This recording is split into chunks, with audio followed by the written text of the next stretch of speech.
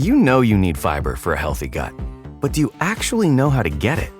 Quaker's been serving up fiber since 1877, with over 100 great-tasting, good source of fiber options to choose from. Whether you like old-fashioned oats, instant oatmeal, granola, or oatmeal squares, Quaker makes it delicious. So good. Get your fiber with Quaker. Shop Quaker's good source of fiber products at a store near you.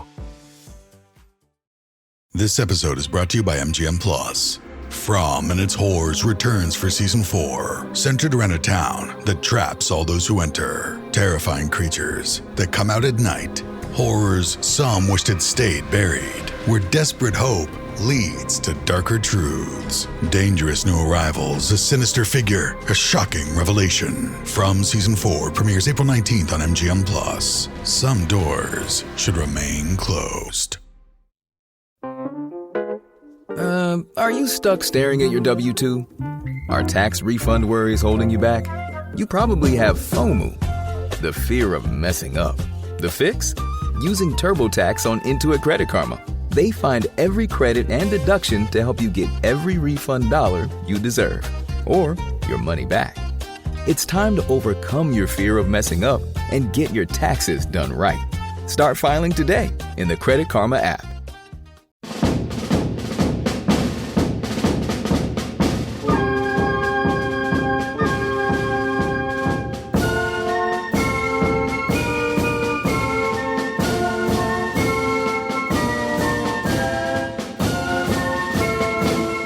Hello and welcome to How We're the Podcast. It's Martin here, and you're joining us for another episode of On This Week, where we take a look back at events that happened on this week in the history of Sunderland AFC. And as usual, I've got my two very good friends with me here today. So first of all, we'll say good morning to Andrew Smithson. Hello, Andrew. Hello, good morning, Martin. Good morning, everybody. We've already had a bit of a discussion, and this is shaping up to be another good episode. Looking forward to it. It is. Kelvin, who is also joining us today, has just asked how long and how many days we have for this episode. So there's a few exceptionally good things to talk about today, isn't it, Kelvin? I think you're looking forward to this one.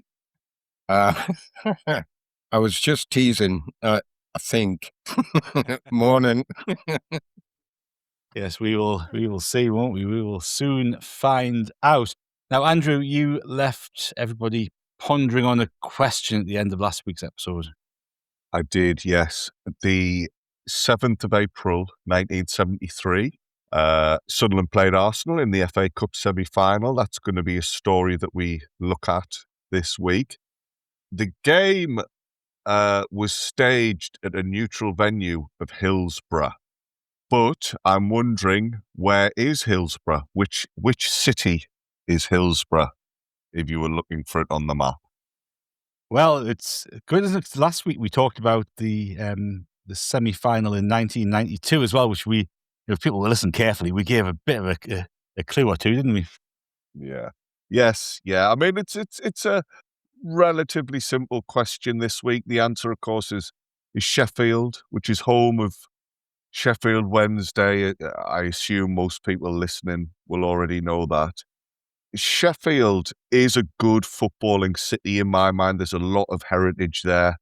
There is Wednesday. There is Sheffield United. Of course, Sheffield FC, who lay claim to being the world's oldest football club. Although actually I didn't realise this, but nowadays they play in Derbyshire. So that felt a little peculiar to me. I don't know if either of you saw, but recently they got a bit of investment and a new chairman, a fella called John McClure, who was the lead singer of a band called Reverend and the Makers. Did either of you pick up on that? Yeah. Hi, my name's John McClure, eh? I said it's going to be a good episode, like. Just a nice city. It's easy for most Sunderland fans to get to. It's because of its location. It's long had a history of staging cup ties that need to be at a neutral venue, and all 4 instances of Sunderland reaching the cup final, part of the run has seen us play in the Steel City. 1913, we were at Bramall Lane. it was a semi-final at that stage, although on that instance it went to a replay.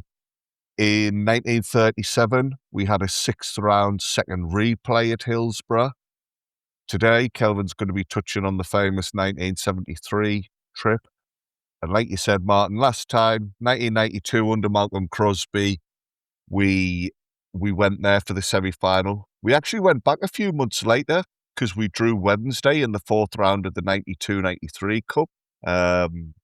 And Sheffield again, Hillsborough again. Was it 2022, the League One playoffs? I can't remember, but we reached Wembley after a playoff semi-final second leg at Hillsborough. So Yeah. It's obviously a city we like to go to on our travels. Very good. No, it holds very fond memories, doesn't it, for a number of reasons. And we look forward to delving into Kelvin's memories of 1973 in a little while. We're going to kick off this episode, though, on April the 6th. And 1885, this was the birth of Arthur Brown. Now, do either of you know what Arthur Brown is probably, well, I wouldn't say most famous for, but it's a little bit of an aside to his Sunderland career. He's a striker in the early 1900s. Oh, do you know, somewhere in the recess of my mind, I do know the answer to this, but I'm just not going to tell you. It's like that, is it, Kelvin? Well, Arthur Brown was the only Sunderland forward not to score in the 9-1 away win at Newcastle. And I'll say that again, in the 9-1 away win at Newcastle in 1908. Billy Hogg got a hat-trick in that game. George Holly got a hat-trick. Arthur Bridget got 2. And Jackie Mordew got 1. But Arthur Brown did not score. Now, Arthur Brown was an England international, and he joined the club from Sheffield United after playing for Sheffield United for a number of years. Spent a couple of seasons at Sunderland playing 50 times and scoring 21 goals before having a couple of years at Fulham and finishing off with a short spell at Middlesbrough. He played a couple of games for England, one in 1904 and the other in 1906. That was a game against Northern Ireland in Belfast, and he scored in a 5-0 win. So there you go. There's a little bit about Arthur Brown. He didn't score in that game. The 9-1 away win over Newcastle. He didn't score in that one. But Martin, would you say he was not on fire, Arthur Brown, that particular day? I thought Kelvin... Somebody needs to teach him to burn, like, don't they? Yeah, I thought Kelvin might have had a joke about that one already, to be fair. Like, hey, he might be on fire. He might have set all of the goals up, mightn't he? If we the crazy world of Sunderland AFC. Indeed. If he set all the goals up, Martin, would that be an XA or? Well, we need Johnny Stats for that one. Johnny Stats will have to put the light out and call Johnny Stats to come and join us. And I don't know if he will. George Holly did get a hat-trick on that day, of course, in 1908 in the 9-1 away win over Newcastle. And 4 years later, so 1912, George Holly got another hat-trick as Sunderland beat Everton 4-0 at Roker Park. Harry Martin got beat for the goal on that occasion. 1928, Sunderland beat Leeds 2-0 as Ellen Rowe, 2 goals from Dave Halliday. And 1932, Sunderland beat Arsenal 2-0 at Roker Park. Patsy Gallacher and Joe Devine on the score sheet. 3 years later, Patsy Gallacher achieved something that no other Sunderland player had achieved up until that point. Either of you know what that might have been? Ooh. So what year does that make it? 1935. So this was a game away at West Bromwich Albion at the Hawthorns, and he achieved something that nobody... Did he score? Was it the amount of goals he scored? Did he score 4 or 5 goals? No, this was a 1-1 draw with West Brom. I think you might have it, Andrew. Did he get himself into trouble? Sent off. Yeah. So he was the first Sunderland player to be sent off twice in the same season. Now, this is quite interesting reading the match report for this game. So he opened the scoring, and apparently he said the ball was swept down Sunderland left, Connor beat his man and he put a cross in.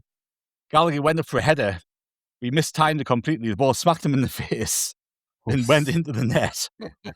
So he'd given Sunderland very early, an early advantage. And then only on 23 minutes, the match report says, Johnston was adjudged to have handballed in the penalty area. Now, according to the match reports, it was a clear handball, but wasn't a deliberate handball. So it was fired towards him from close range. It hit his arm, hit his hand. It wasn't a deliberate one. A chap called Sanford scored from the spot for West Brom to equalise. But before the game restarted, Patsy Gallacher had been furious about this penalty award, and he'd had a choice word or two to the referee. And just halfway through the first half, he was sent off for the second time in that season. And the Echo match report had headlines saying Sunderland would have won, but not for the penalty. Oh, sorry, but for the penalty. Sunderland would have won, but for the penalty. So, it's a sharp observation. 1968, Sunderland beat Stoke 3-1. George Mulhall, Ralph Brand and Colin Suggett got the goals. But Jimmy Montgomery was injured after just 10 minutes and went off. Charlie Hurley came on as a sub for him. But Calvin Palmer went in goal and played the remaining 80 minutes in goal on that occasion. And talking about goalkeepers, 1994 is the reason that Casey Keller got booed every time he came to Roker Park.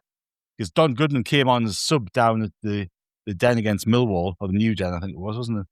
Got in a bit of a scuffle with Casey Keller and got red carded. And that always, one of the things I love about Sunderland fans is we bear a grudge.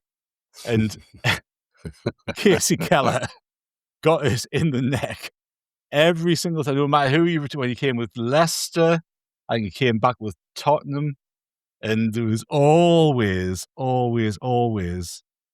boos and heckling towards him, which is fantastic. Even after everybody else involved had moved on from Sunderland. So yeah, you're right.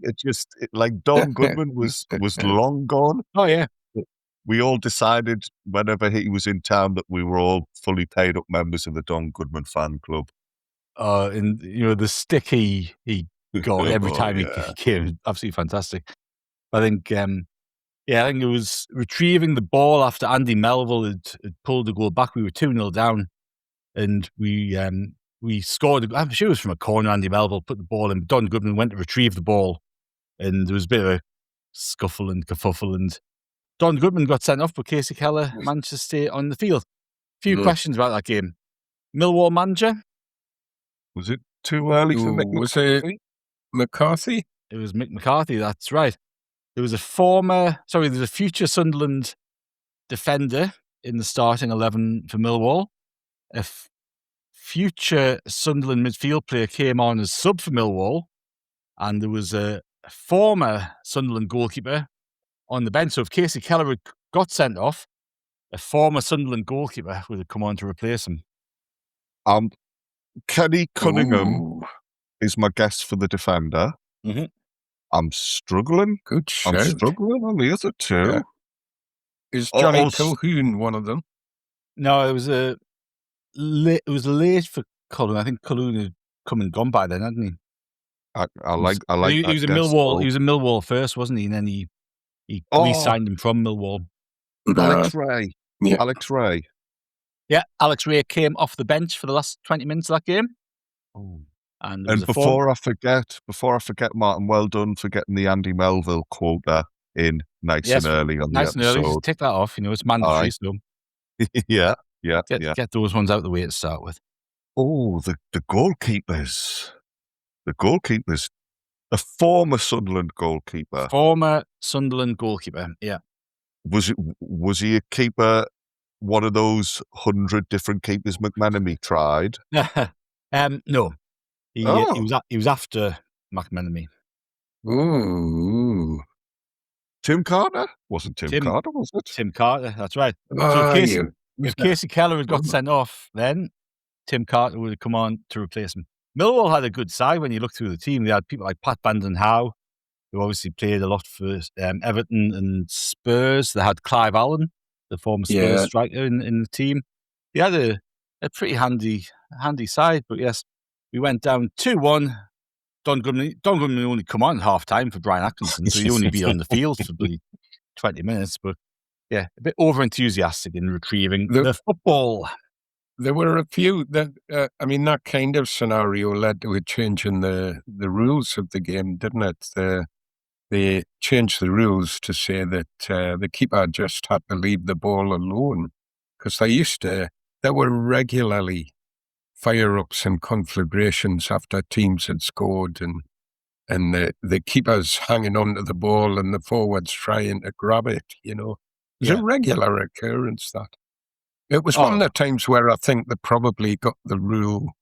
It was one of those rule changes I thought that really worked, especially when you're watching Goodman troop off, and you've lost your player, and you're like, well, you bugger, leave the ball alone. It always puzzles me, though, that desperation to get the ball back after a goal's been scored if you're 2-1 down or 3-1 down. It's a matter of seconds, isn't it? Yeah. Really, in terms of what you'd achieve by getting the ball back and restarting the game. It's a matter of seconds. And I think if there's no logic to it. No.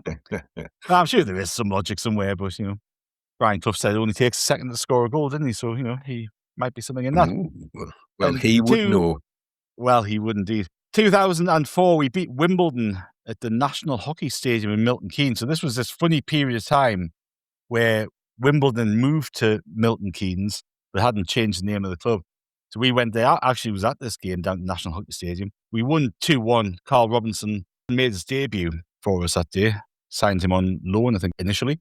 And Marcus Stewart and Darren Byfield got the goals on that night as well. I bet you there was some stick given out that day. Oh, he's on form. It's only early. Yeah. We are going to move on to April the 7th. Now, 1928, Dave Halliday scored his 30th goal in only 33 appearances as Sunderland beat Bolton 2-1. 1940, Hugh Wilson, who was Sunderland's first top-flight championship winning captain, passed away at the age of 71. And Kelvin, I think he was somebody who you had on your list. We've got a podcast coming out tomorrow where we talk about the Legends Walkway at Sunderland. And we try to figure out who should be on it, don't we? But he was somebody who you thought should be part of that discussion. Well, I did think that because John Auld was on the list, and he was our first championship winning captain, as I understand it in the records. And then he came along and was where he wasn't actually our second, he was our third, because there was a lad called Porteous took on the captaincy for a season, I think, and then a season or two, and then he stepped in from 1894, I think. God, I've just written this, I should be able to remember. Till 1898. He was the captain. He was a really interesting character for me. He was somebody who I didn't know a lot about. He was just a name on a list of captains and teamable talent players. And I did actually really enjoy writing that article and learned a lot about him. I loved his nickname. His nickname was Lanty. And which it drew me in immediately because that's an expression that's sometimes used in the Scottish borders where I lived for a lot of years, and it's a play on the word laldy, as in give it some laldy. And what that was crying to was what that was calling out to was his character on the pitch. Whenever he went on the pitch, he gave it laldy. He gave it loudy. So it appealed to me that he's a really interesting character. What a team, though. What a team of blooming stars they actually were. I'm never sure that we've made the best of all that. The further away we go, the further time moves on, I do just feel that that team of all talents was a fantastic achievement, that coming into the league the way they did, and embarking on those championship wins with the Scottish players. Yeah. You get that one in as well. That's another tick for the mandatory inclusions on this week. 1962, Sunderland beat Southampton 3-0 at Roker Park. Brian Clough, George Hurd and Harry Hooper on the score sheet. 1990, Sunderland beat Stoke 2-1 at Roker Park. This was in the sort of aftermath of the West Ham game that we talked about, the Bradford away game. Kieran Brady scored in both of them, of course. We'd gone away to Sheffield United and beat them 3-1. We talked about that game last week. Got back to Roker Park and you really want to keep the momentum up, and we managed to get a 2-1 win against Stoke. Gabbiadini and Armstrong with the goals.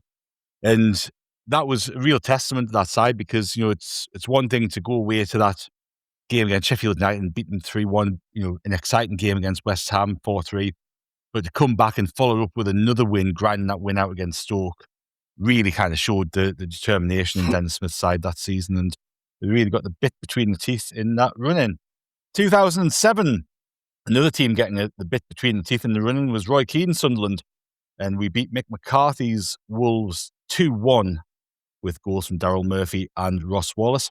And on April the 7th, 2023, this was a 4-4 game against Hull, where Pierre Eckwer gave away a penalty in the very last kick-ins, didn't he, to give Hull away back into the game. But the game had ebbed and flowed. Joe Gelhardt had got a rare goal for us, obviously on loan from Leeds. Ahmad had got a couple, including one from the spot, and Jack Clark had got one as well. We'll come back to the 7th of April very shortly, but we're going to cover off the 8th of April first. Now, 1922, a chap called Barney Travers, who was a former Sunderland player, but he was now at Fulham. He was banned for life from football for attempting to fix a game against South Shields. He'd apparently offered them £20 to lose the game. Now, it's an interesting bit of a story, because Barney Travers was from Sunderland. He started his career playing in local. He played for Oak Villa and Lambton Star and Sunderland Co-op and then Sunderland West End. Signed for Sunderland in July 1919, but he fought in World War I. He was actually taken as prisoner, and he was a prisoner of war as well. Came back.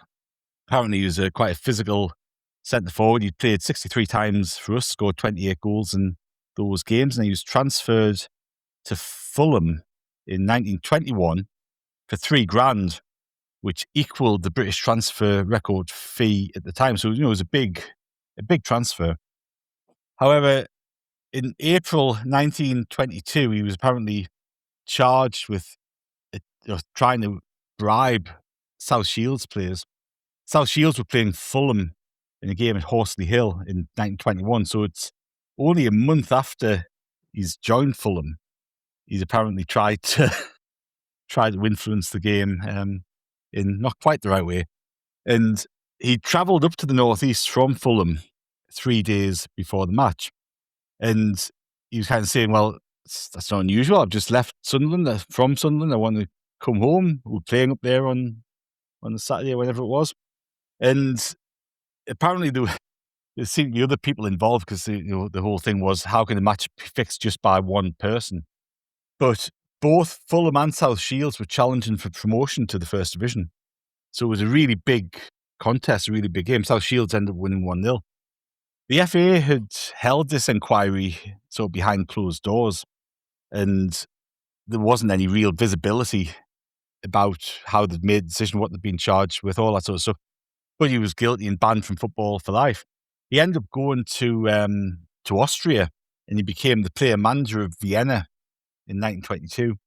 He then returned to Sunderland after a while and had a fruit and veg stall in town. And he was pardoned in 1945 by the FA at the age of 50, which I don't think it would do that much good in terms of his certainly not his playing career. Anyway, maybe a managerial career or a coaching spell. But yeah, at the age of 50, he was pardoned, and nothing else ever happened about it. So who knows what went on behind closed doors in charging him in the first place and subsequently pardoning him. But it seems an incredible story if you find out more about it, doesn't it? Because, from going back to being a prisoner of war, coming in, playing, for his local team, scoring goals, getting the British record equivalent transfer to Fulham, and then after not too very long, it's all kind of gone to pot, really. It's a big risk, isn't it, to somebody who's just moved to a club, to ask them to potentially be involved in something along those lines, because you've not got time to know their character, and for all it has always intrigued me as to why he went in the first place, because on the face of it, his goal scoring record and the fact he was local would seem to suggest he was a star man in the team. I had always wondered what the background to him moving on was, and maybe it was a case of Fulham offered a fee that was just too good to turn down. I don't know, but he's had a busy old life. Bless him. He's packed a lot into that life. Well, we've seen, haven't we, at various points in that sort of era, that the Sunderland board seem to have this thing where we'll just say a price that we think's ridiculous to put you off, and clubs go, "Oh, go on then." And they kind of almost backed into a corner to accept it. I think it was Albert McEnroy, wasn't it, going to Newcastle? We talked like that, where we asked for what they thought was a ridiculous fee, and Newcastle was like, "Yeah, that's fine. We'll pay that." Well, shit, we didn't mean it. So, who knows if that was the case here or not, but it was Barney Travers who played for Fulham, and he had an almost 1-2 record for Sunderland in goal scoring. He was a good player by the looks of things. 33 years later, so this is 1955, Sunderland played Manchester United at Roker Park, and we beat them 4-3. Ken Chisholm got a hat-trick in the game, and it sounds like an incredible game. Duncan Edwards put Manchester United in front on 17 minutes. Ken Chisholm got an equaliser on 26. Albert Scanlon scored just before half-time, so Manchester United were 2-1 up going into half-time.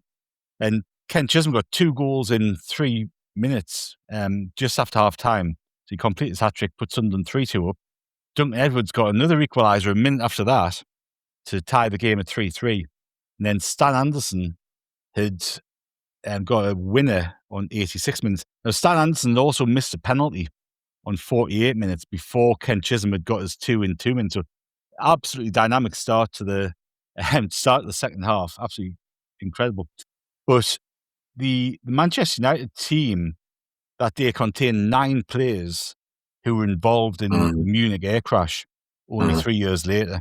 And obviously we mentioned Duncan Edwards, Albert Scanlon. There's a number of famous names in that Manchester United team that everybody recognised and obviously had their careers very cruelly curtailed only a few years after that. 1978, we beat Luton 3-1 at Kenilworth Road. And Andrew, I remember you talked a few weeks ago about Roddy Gregoire, and he got his only goal for the club on this day. Bob Lee and Gary Rowell with the others as we won 3-1. And in 1980, we got a 2-1 win at Shrewsbury and got to the top of Division 2. Pop Robson and Stan Cummins with the goals on that occasion. Happy memory that when I noticed that in there, because I don't know if you saw a run of games. That was Easter. Stan Cummins scored and we beat Newcastle at Roker Park. And then we took off on the back of that. Me and my friends decided we'll go to Wrexham and we'll just zip across to Shrewsbury in the way that you do.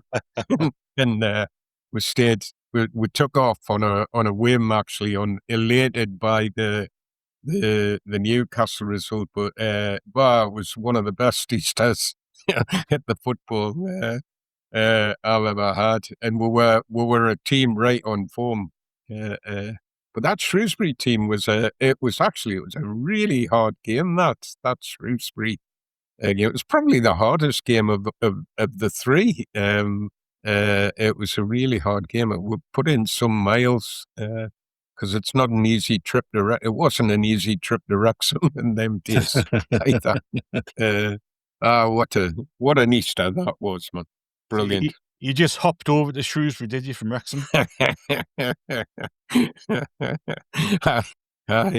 I just, I wouldn't like to tell you where was I living at the time. Yes, I was living somewhere and with somebody, and just away at the football, and came back 3 days later. Oh dear.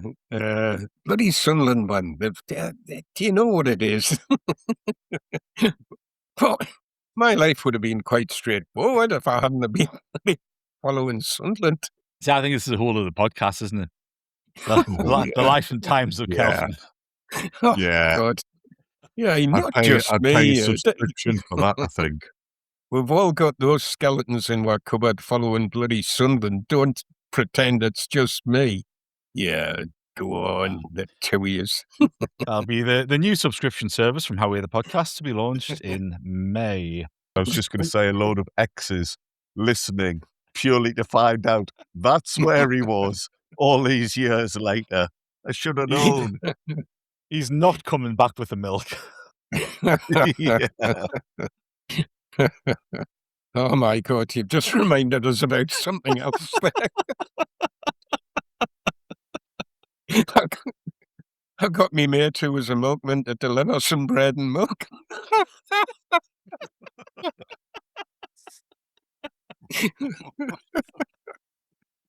Oh, God. Aye, right. Very good. Thanks for that, lads. Excellent. Don't, listen, lads, don't tell anybody about that if you don't mind. We'll keep it to ourselves, mate, so it's all good. What's said in here stays in here. 1995.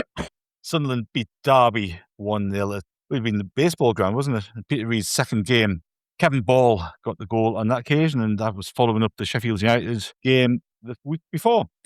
The year 2000, we talked about this chap a few weeks ago as well. Milton Nunez made his debut, came on as sub against Wimbledon at the Stadium of Light. We won 2-1 despite Milton Nunez's presence in the game. Niall Quinn and Kevin Kilban got the goals on that occasion. And in 2006, this was a game against Fulham at the Stadium of Light when Kevin Ball was in caretaker charge. Fulham were 1-0 up, and all of a sudden it was snowing, rain, and all sorts of things. And Rory Delap broke his nose. I think he got clattered by.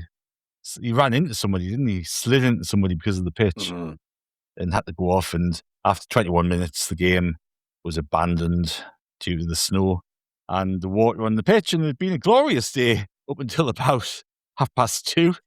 Been a lovely spring day, but there you go. That's Sunderland for you. On that note, we will take a very short break, and after a couple of ads, we'll be going back to 1973 and Hillsborough. If we knew more about our sleep, what would we do differently? Would we go to bed at a consistent time or take steps to reduce interruptions to our sleep? With Sleep Score, Apple Watch measures your bedtime consistency, interruptions, and sleep duration. Then, every morning it combines these factors into an easy-to-understand score from 1 to 100. So you'll know how to take the quality of your sleep from okay to very high. Know your sleep score with Apple Watch. iPhone 11 or later required. Welcome back to How We're the Podcast, and you are joining us as we are going to venture back to Hillsborough, 1973, Kelvin, and there was a small matter of a little game took place. Oh, there was.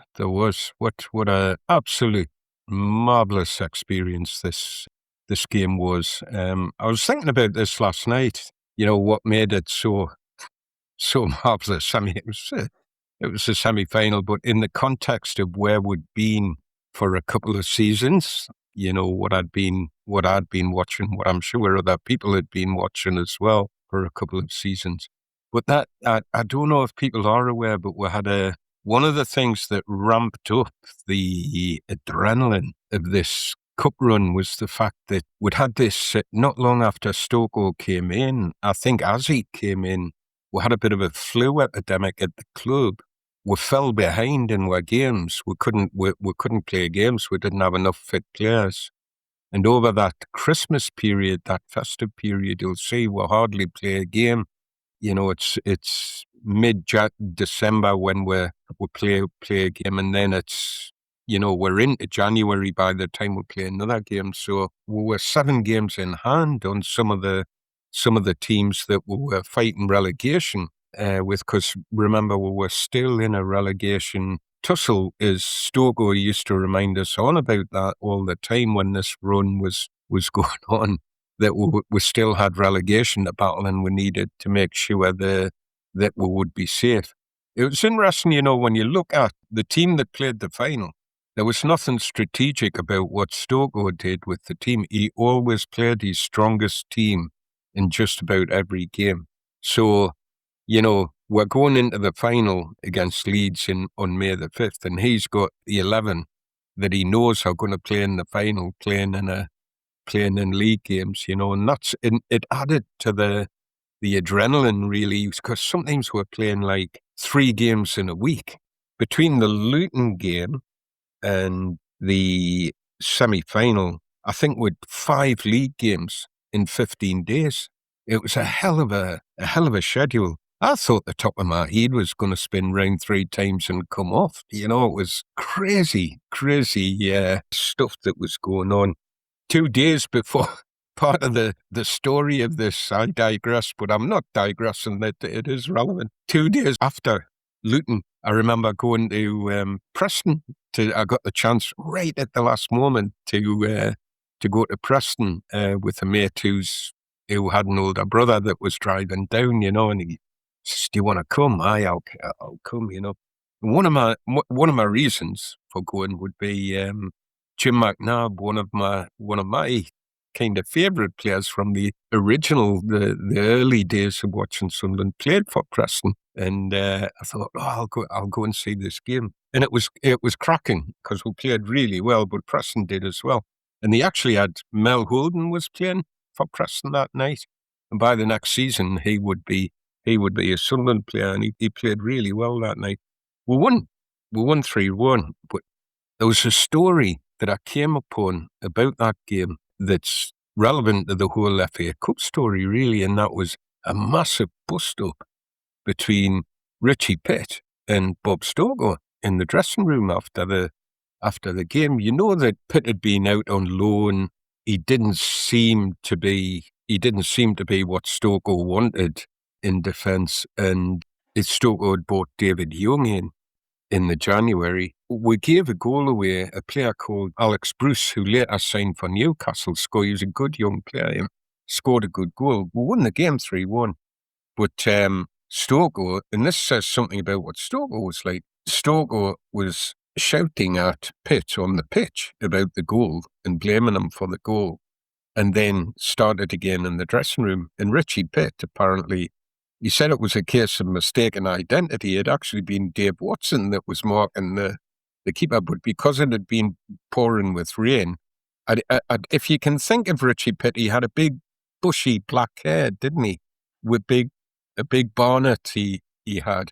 Well, the rain had flattened it all down. And Dave Watson had quite long hair, and so he looked a little bit like Watson, and he kept saying, he, in his own words, Pitt says, I kept saying to him, "Boss, it wasn't me, it was," and he ended up, there was a muckle conflagration in the changing room, and Pitt swiped cups off the table and marched into the shower. Some of this is in Pitt's own words.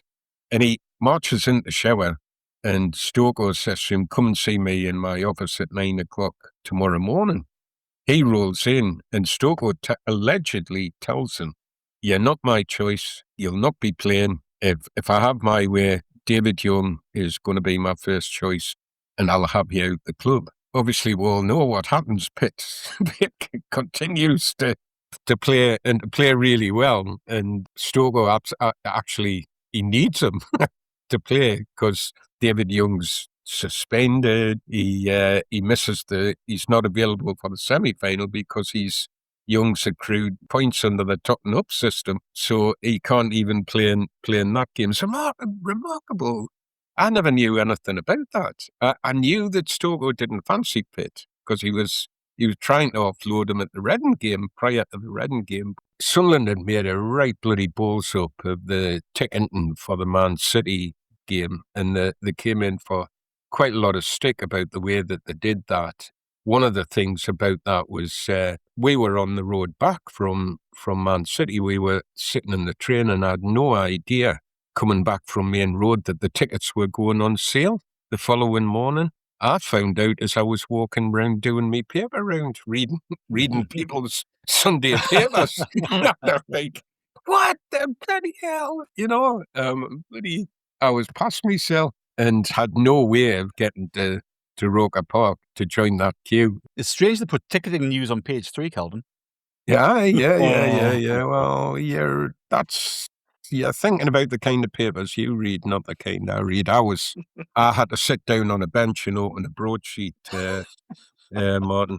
What they decided to do, and what added to the adrenaline about all of this, was they decided they would issue vouchers for ticket for the semi-final, and if we were successful, these would qualify you for the final as well, and that they would issue those vouchers at the Carlisle game, which was a midweek game, and the Bristol City game. And obviously what it did was it ramped up the attendance. Those over 41,000 people, I think, came to the midweek Carlisle game.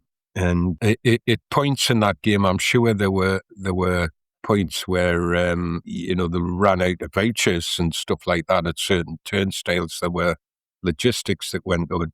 But anyway, after the two games, I ended up with 21 vouchers. I had people that were season ticket holders that managed to accrue some vouchers for us. I mean, I really, when I think about this now, I had 21 vouchers that came from a variety of sources.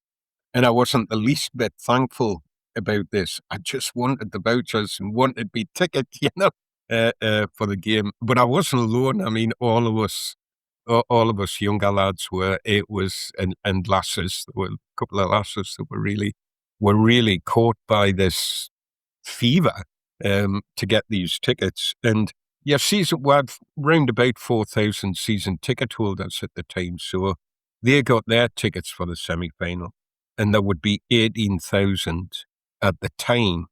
There was 18,000 tickets going on sale. We did actually get more from Arsenal in the week before the final. I think my memory says about 1,500 arrived and were sold in a flash. And you were paying if you were interested in this kind of thing, it was £3 and £4 for your seat tickets and 70p to stand on the Kop. Brilliant. But I did get one. I got a ticket for the semi-final, and it emboldened me the way that happened. I've got 21 vouchers. I qualify and get a ticket. It never crossed my mind in my anxiety to get tickets for both the semi-final and the final. It never crossed my mind that I had 21 vouchers, but only one of them came through. Do you understand what I'm saying?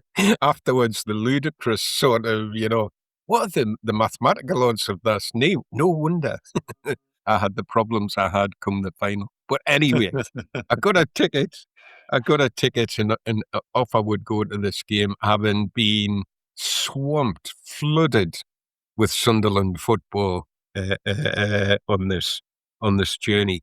We had a little bit of luck, having said that we would play 5 league games in 15 days prior to the game.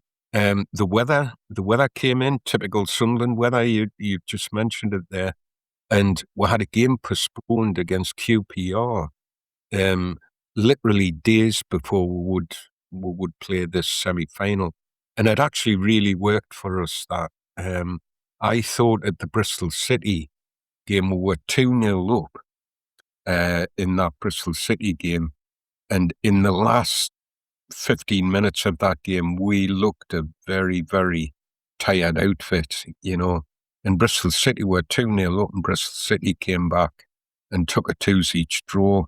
office, and I can always remember Bob Stoker was, you could say, genial Uncle Bob. Everybody loved Bob Stoker. He was furious on the touchline of that game. That was actually the last time Dave Watson played centre forward. He scored a goal as a centre forward for Sunderland. Anyway, we had a little bit of luck. That QPR game was cancelled. It meant that the team would go away to Buxton, to where they were going. I think it was where Bob Stoker went with Newcastle prior to their semi-final, to this place in Buxton, and that's where they would prepare for the game. They only took 14 players with them, so you'd effectively your cup final team, and David Young, Joe Bolton, and Brian Chambers. Bolton and Chambers, obviously two young lads that were just starting to make their way into the game. Both of them had played for the first team under Brown, but two good young players. So we're playing Arsenal, and Arsenal at the time, they were often referred to as Lucky Arsenal, because they also had a reputation. The other thing that they were fairly frequently called was the Comeback Kings. There would be 1 goal, 2 goal down. They had this canny record of being able to come back into games. They were league and cup double winners in 1970-71. They were losing finalists to Leeds in 71-72. So they'd form, and they'd already been there. And in this season, 72-73, we were playing a team that finished runners-up in the top tier. So we were playing a very, very good team full of household names. They'd 2 ball-playing fullbacks, Pat Rice and McNabb. They'd a real leader on the pitch, a Scottish international called Frank McClintock.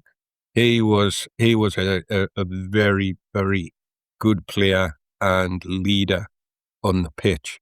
And we had a little stroke of luck there that he ended up not being fit enough to play. But I don't think we realised that till very late in the week, is my memory of that, of finding out about that, and that a young lad called Jeff Blockley was being kind of rushed back in to take his place in the team. They paid a lot of money for Blockley from Coventry, Arsenal, and they kind of rushed him back to play centre half in the team in McClintock's place. They also had, I think I said last week, every team at that time seemed to have the hard men, their enforcers, and Peter Story was the Arsenal enforcer. He was a very, very good enforcer, Peter Story. He could play a little bit of football. It wasn't always noticeable what he was up to, but he was a dirty bugger.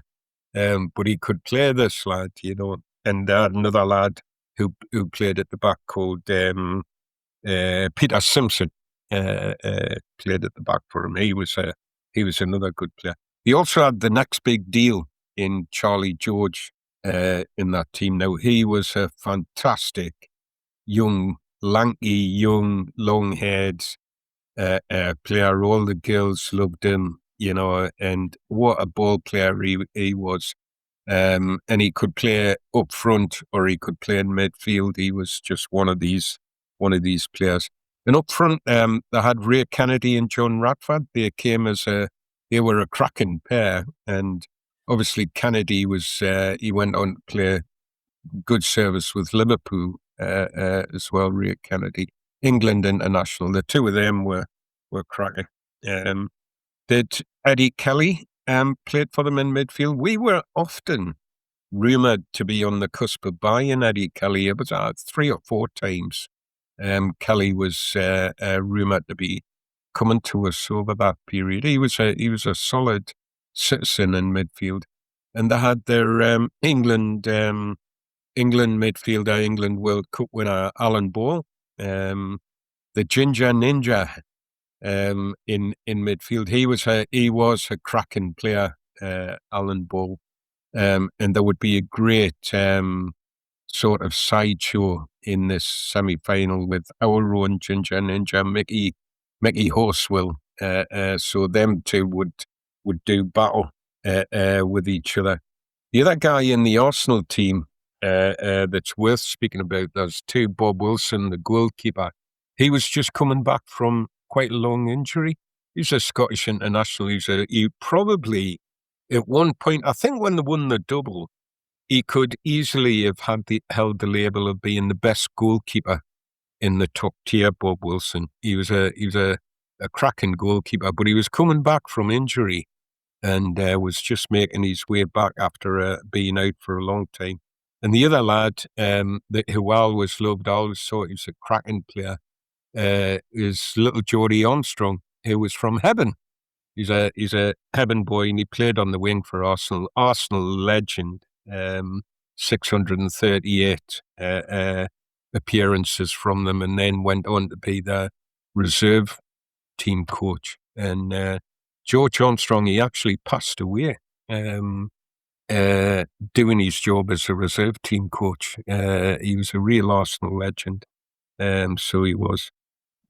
Just prior to the game, apart from the McClintock, Frank McClintock not being available, which I was delighted about, we also had thought that Alan Ball was going to be suspended because he'd incurred points in the top-up system. And I spent about 3 days thinking that Ball wasn't playing. He was a very good player, Alan Ball. And then Arsenal just did what we would have done. They strategically appealed the suspension, and so a hearing was fixed. But they were dead clever about it. They waited a few days to make sure that they couldn't get the appeal hearing in before the semi-final. So I was a bit disappointed about that. But as I've matured a bit, I've thought, well, they've only done what we would have done to make sure that he was on the pitch. Arsenal also, they had a relatively smooth run to the semi-final. They did play Chelsea in the quarters. They kind of won a tie against Carlisle in the last.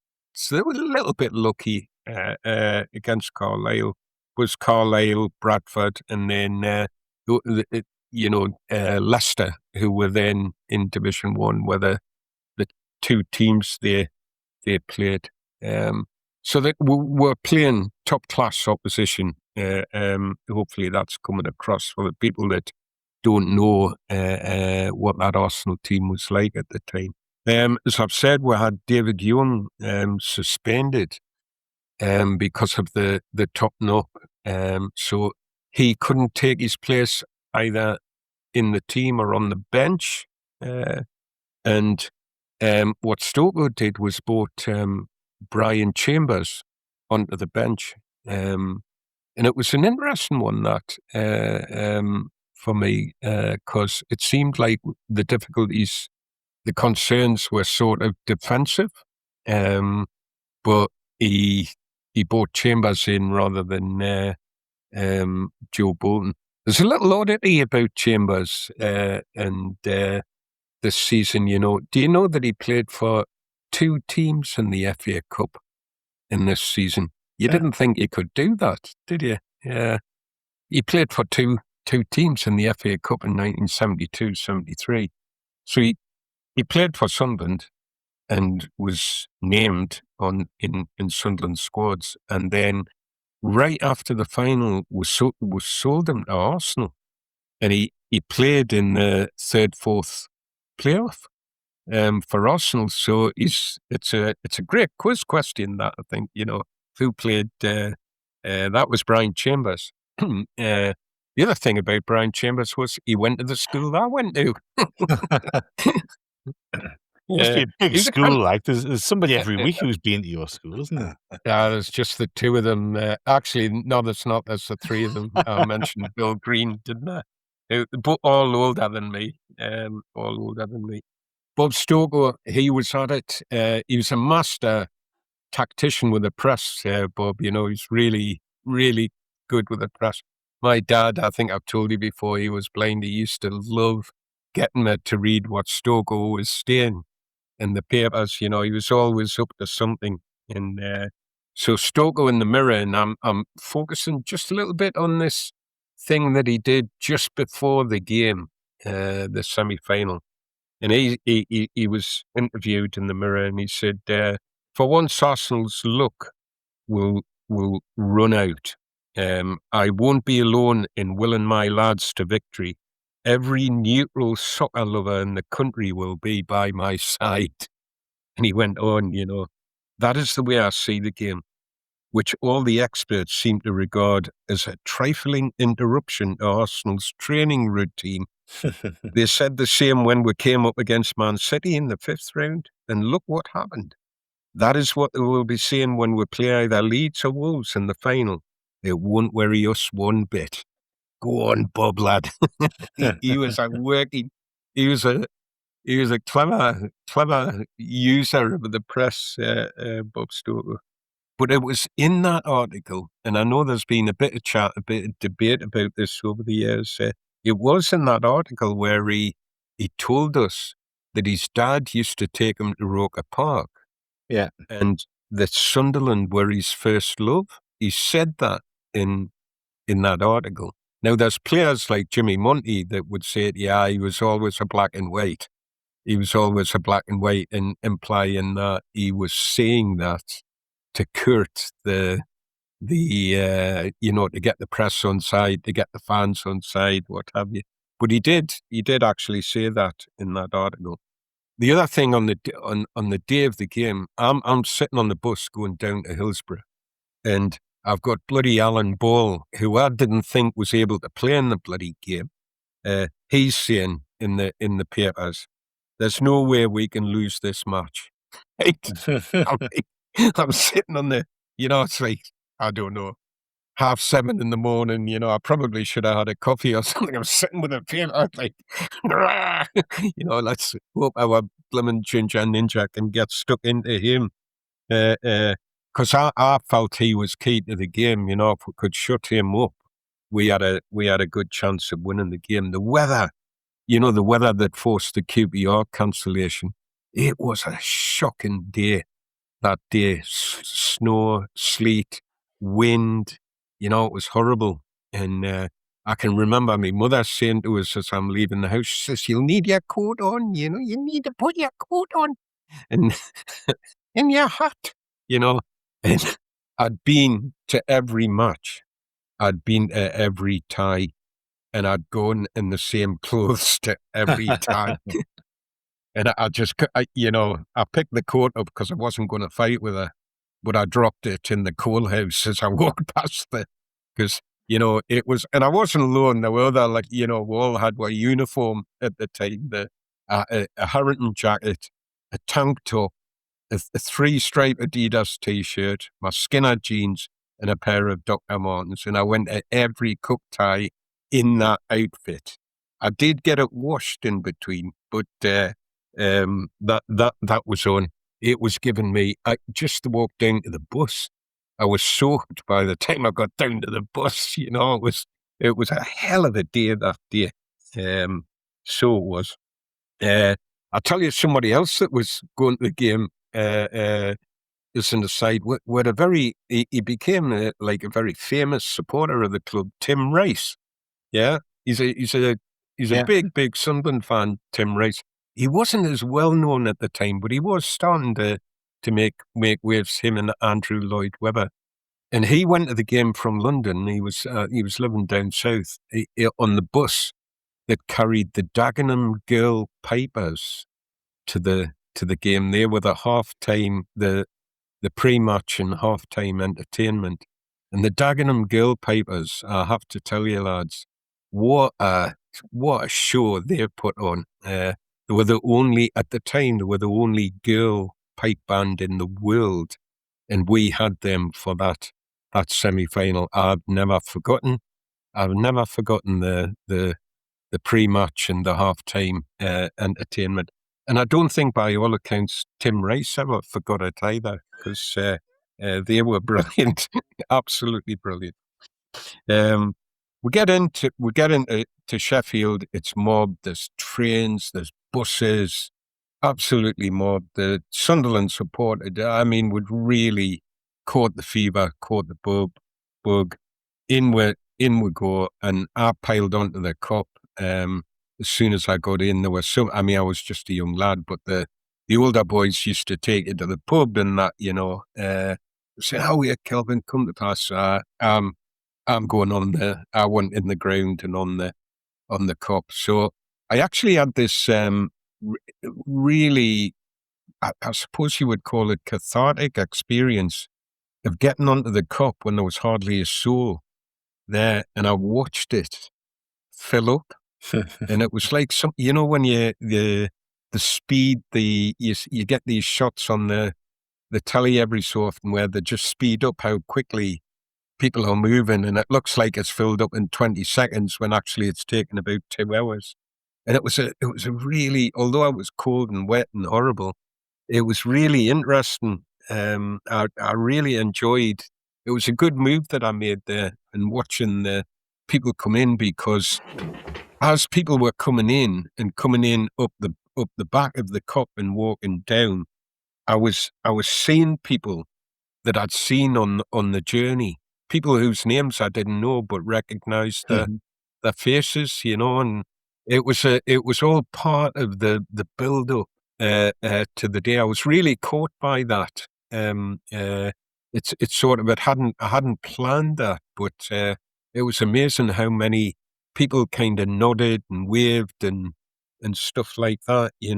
People whose names I couldn't tell you their names, but if I could draw, I could draw them. I'd seen them over and over and over again. I'll tell you something else I noticed now. I saw this. I noticed it at the time, and I remember talking to people about it at the time. And then I noticed you mentioned a book a while back, Martin, that you were reading. I've lost the title of it. About the FA Cup final. It was Stoke in '73. That's the one. That's the one. Yeah.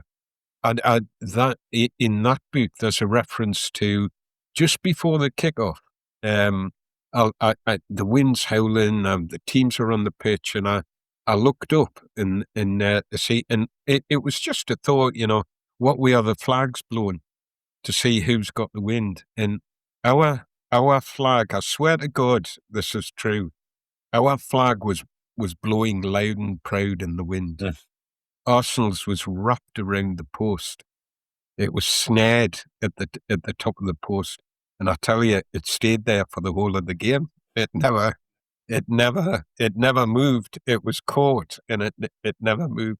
And it's like symbolic of what actually happened in the game. That muckle racket from the Sunderland fans watching that cup fill up. It was probably the biggest cup, or the biggest standing terrace in the country at the time, probably. But it didn't have a roof on, so with no roof there. By the time we got there in '92, it did have a roof on, and in an odd sort of way, you would wonder where I'm coming from, because usually you stick a roof on something, and it amplifies the noise. But in a funny sort of way, there being no roof on it, it meant that the noise was travelling all around the stadium. Yeah. I'll come back to how I know about that, and what the feedback I've got about that. Well, we're making a massive racket. I've never stood in a noise like that. I've stood in things that are close to it. Obviously 50,000 plus crowds at Roker and stuff like that. The noise coming off the cup that day was, I have to say, was something else. Absolutely fantastic. Game kicks off. First half, came flying out the blocks. Stoke had us well primed, well warmed up, and in that first 15 minutes, I don't know whether it was his particular plan, but Mickey Horswell absolutely puts his mark on Alan Ball.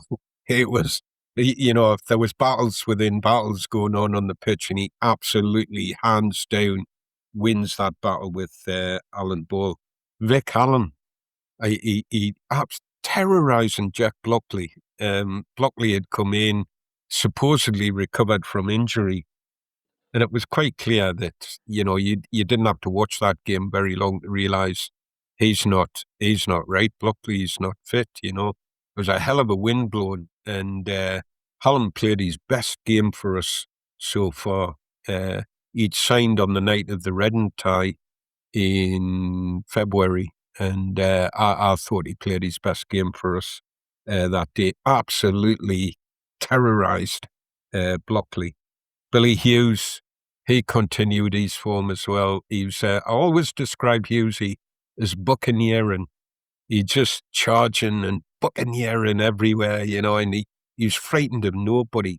And in this game, Peter Story, their enforcer, Hughes, he's playing, he's a menace in the first 10, 15 minutes. And Peter Story absolutely takes him out as a vicious foul. And he does get booked for it. But I'm on the cup. And for the people that watched Hughesy every week, hey, you don't quieten Billy Hughes down by kicking him, You should have done your homework, because it's all that does is gets him fired up even more, And it reached a point with him. I did used to joke about this. I would pay an opposition player to go and give Hughesy a kick in the first 5 minutes of a game to get him going, You certainly didn't quieten him down by kicking him. But Story was booked for that, and it's all part of what happens in the game.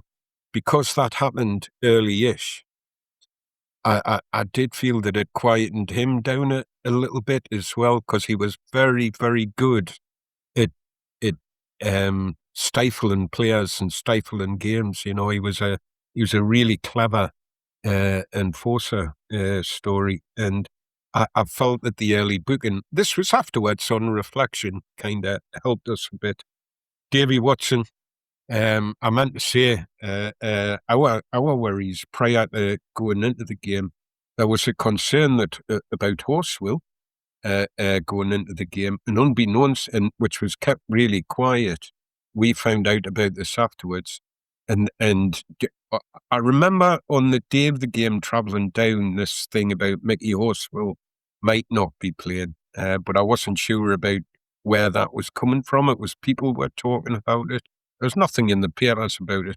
And the other thing that nobody knew anything about was Dave Watson came very close to missing his first game in the cup run. He had a kidney infection that had bothered him all week, and he came very close. I tell you what, if he was bothered by that kidney infection in this game, you would never have bloody known, because he was. It was another one of these startling games. You put him on the platform, you give him higher class opposition, and boy, he didn't half rise to the challenge. For me though, in this game, Ian Porterfield, what a game he played here.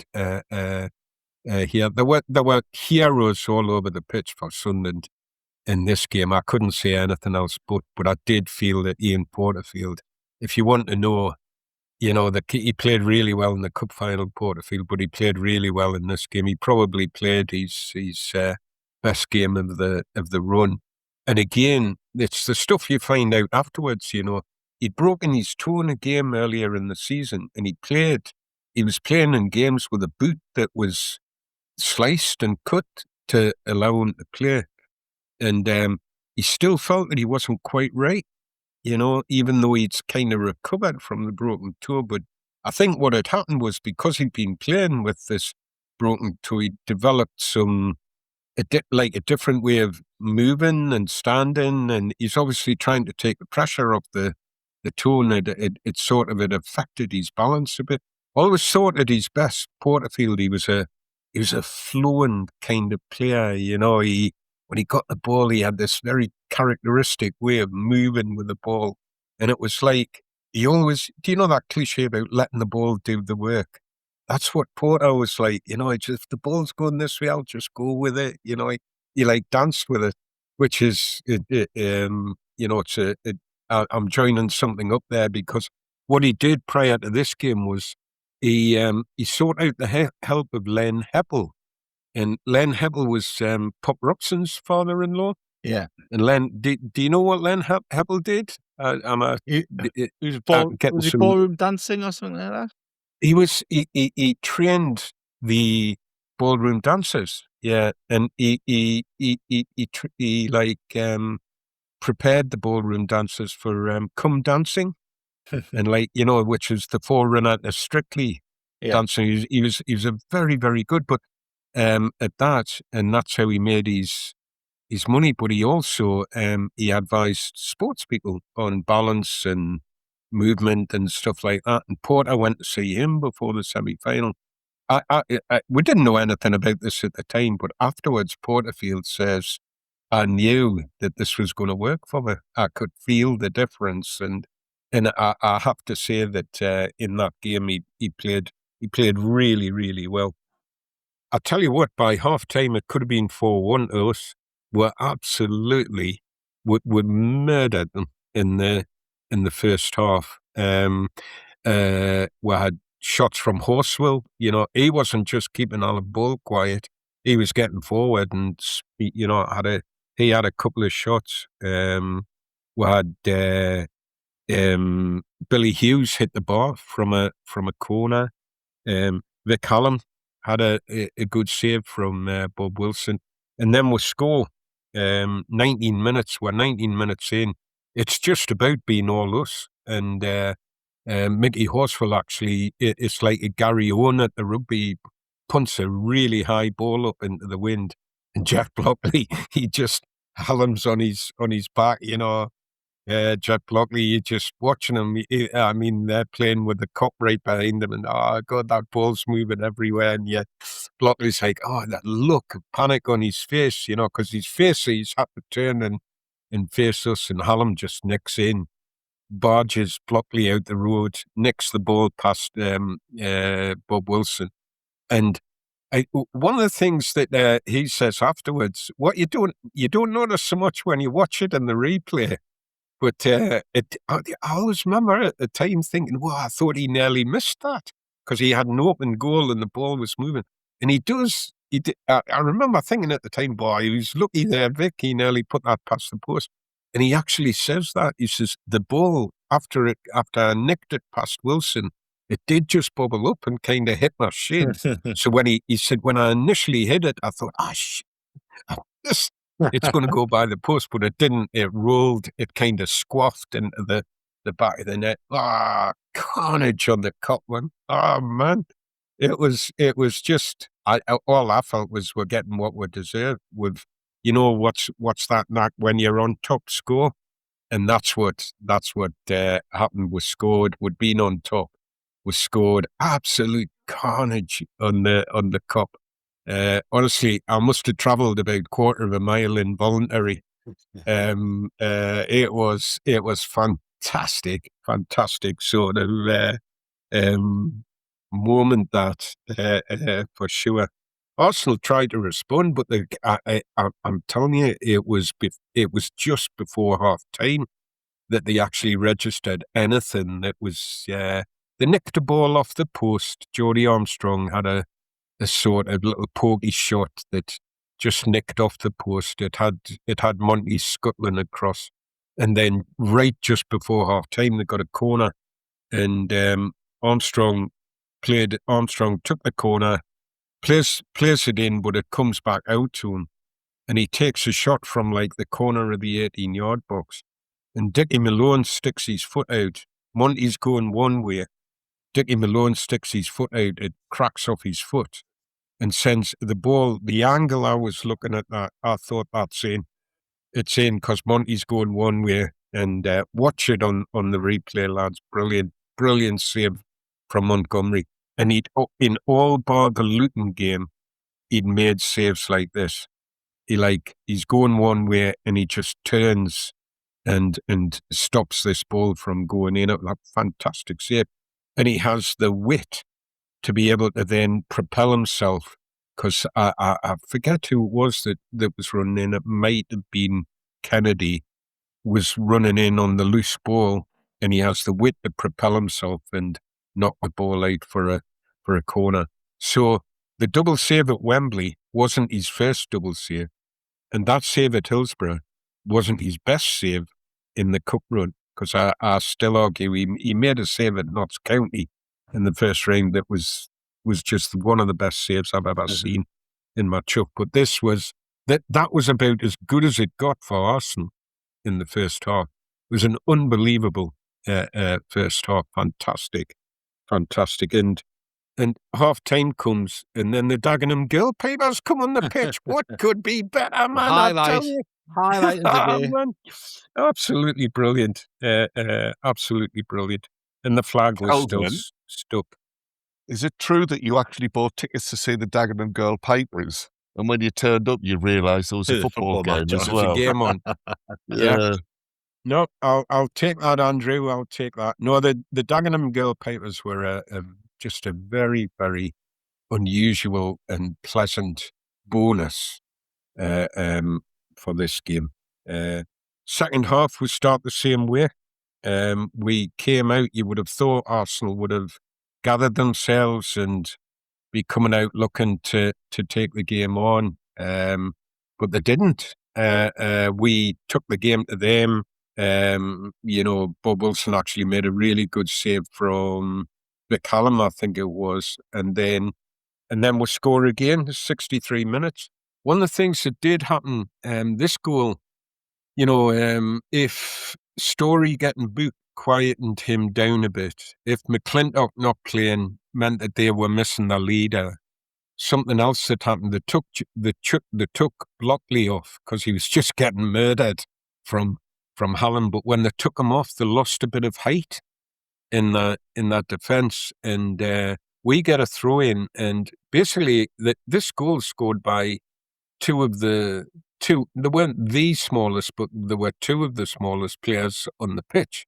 We get a throw in. I think it's Bobby Kerr takes the throw in, flips it to Dennis Stewart, who kind of backheads it, and Billy Hughes comes in and he backheads it, and kind of knocks it. Bob Wilson, I did feel he was just, if he'd been a foot further in towards the goal, he probably would have stopped this header. But I have to tell you, I'd seen Hughesy do that before. He had this sort of knack of facing the boy with taking the throw in, and he had a way of like twisting his neck and flicking the ball on. So Wilson does get a touch, but all he can do is like literally punch it into the back of the goal. 2-0. Oh, talk about, oh man, I can still, again, the word is carnage on the cop, and the other thing that was dead noticeable was where all the Sunderland fans were. We had fans in every part of the ground, the Levens Lane end where the Arsenal fans were. We had fans in every part of the ground. It was fantastic noise, fantastic joyous moment to be watching the team play. It was one of the other things I remember as well, because it was right in front of us. Monty's at our end of the ground when we scored, and the noise erupts. When I eventually surfaced, and I was like, what do you call them animals that pop up from their holes? I've lost the name of them. Begins with them. It's like Meerkat. A meerkat, like reappear at the crowd. And there's Jimmy Monty is just standing there looking at the cup. We've just scored. The players are celebrating, and he's just, honestly, he's just standing looking at it. What the hell? Marvellous sort of moment. When Regis Labrie talks about connection, that's what that was. Monty was just, you felt like he just wanted to be in amongst the carnage. He was just looking at listening to the noise and watching it all, Arsenal had to respond. They did. They'd hardly been in the game, and they came into the game for the last sort of third of the game, I would say. What they did do was move Charlie George into midfield. Now, I have to say that did seem to give them a bit more of the ball. He started playing a bit, and they got a bit more of the ball. But our defence in this period, the last sort of third to a quarter of the game, David Watson just was. If you having said about Porterfield, you watch Watson in that last third of the game, he was just colossal. Everything that came, he seemed to be getting on the end of. Tackles, winning balls, playing balls out, The amount of times that he won the ball and gave it to Ian Porterfield, who was always available. Porter had that knack of he was always there to receive the ball if you were stuck, He'd have been, Ian Porterfield would have been a great player in this era, for short balls, short passing, playing out from the back. He totally would have enjoyed the game, I think, in this day and age. So on 75 minutes, we had a real scare. I honestly thought Dick Malone was going to get sent off. It was John Radford got the ball on the edge of the box. And Dick, he got caught the wrong side of him. He tried to nip in and nip the ball away. And Radford's turned with the ball. And if you watch that on your highlights, Dick Nelly pulls his shorts down, and Radford's into the box by the time this finishes.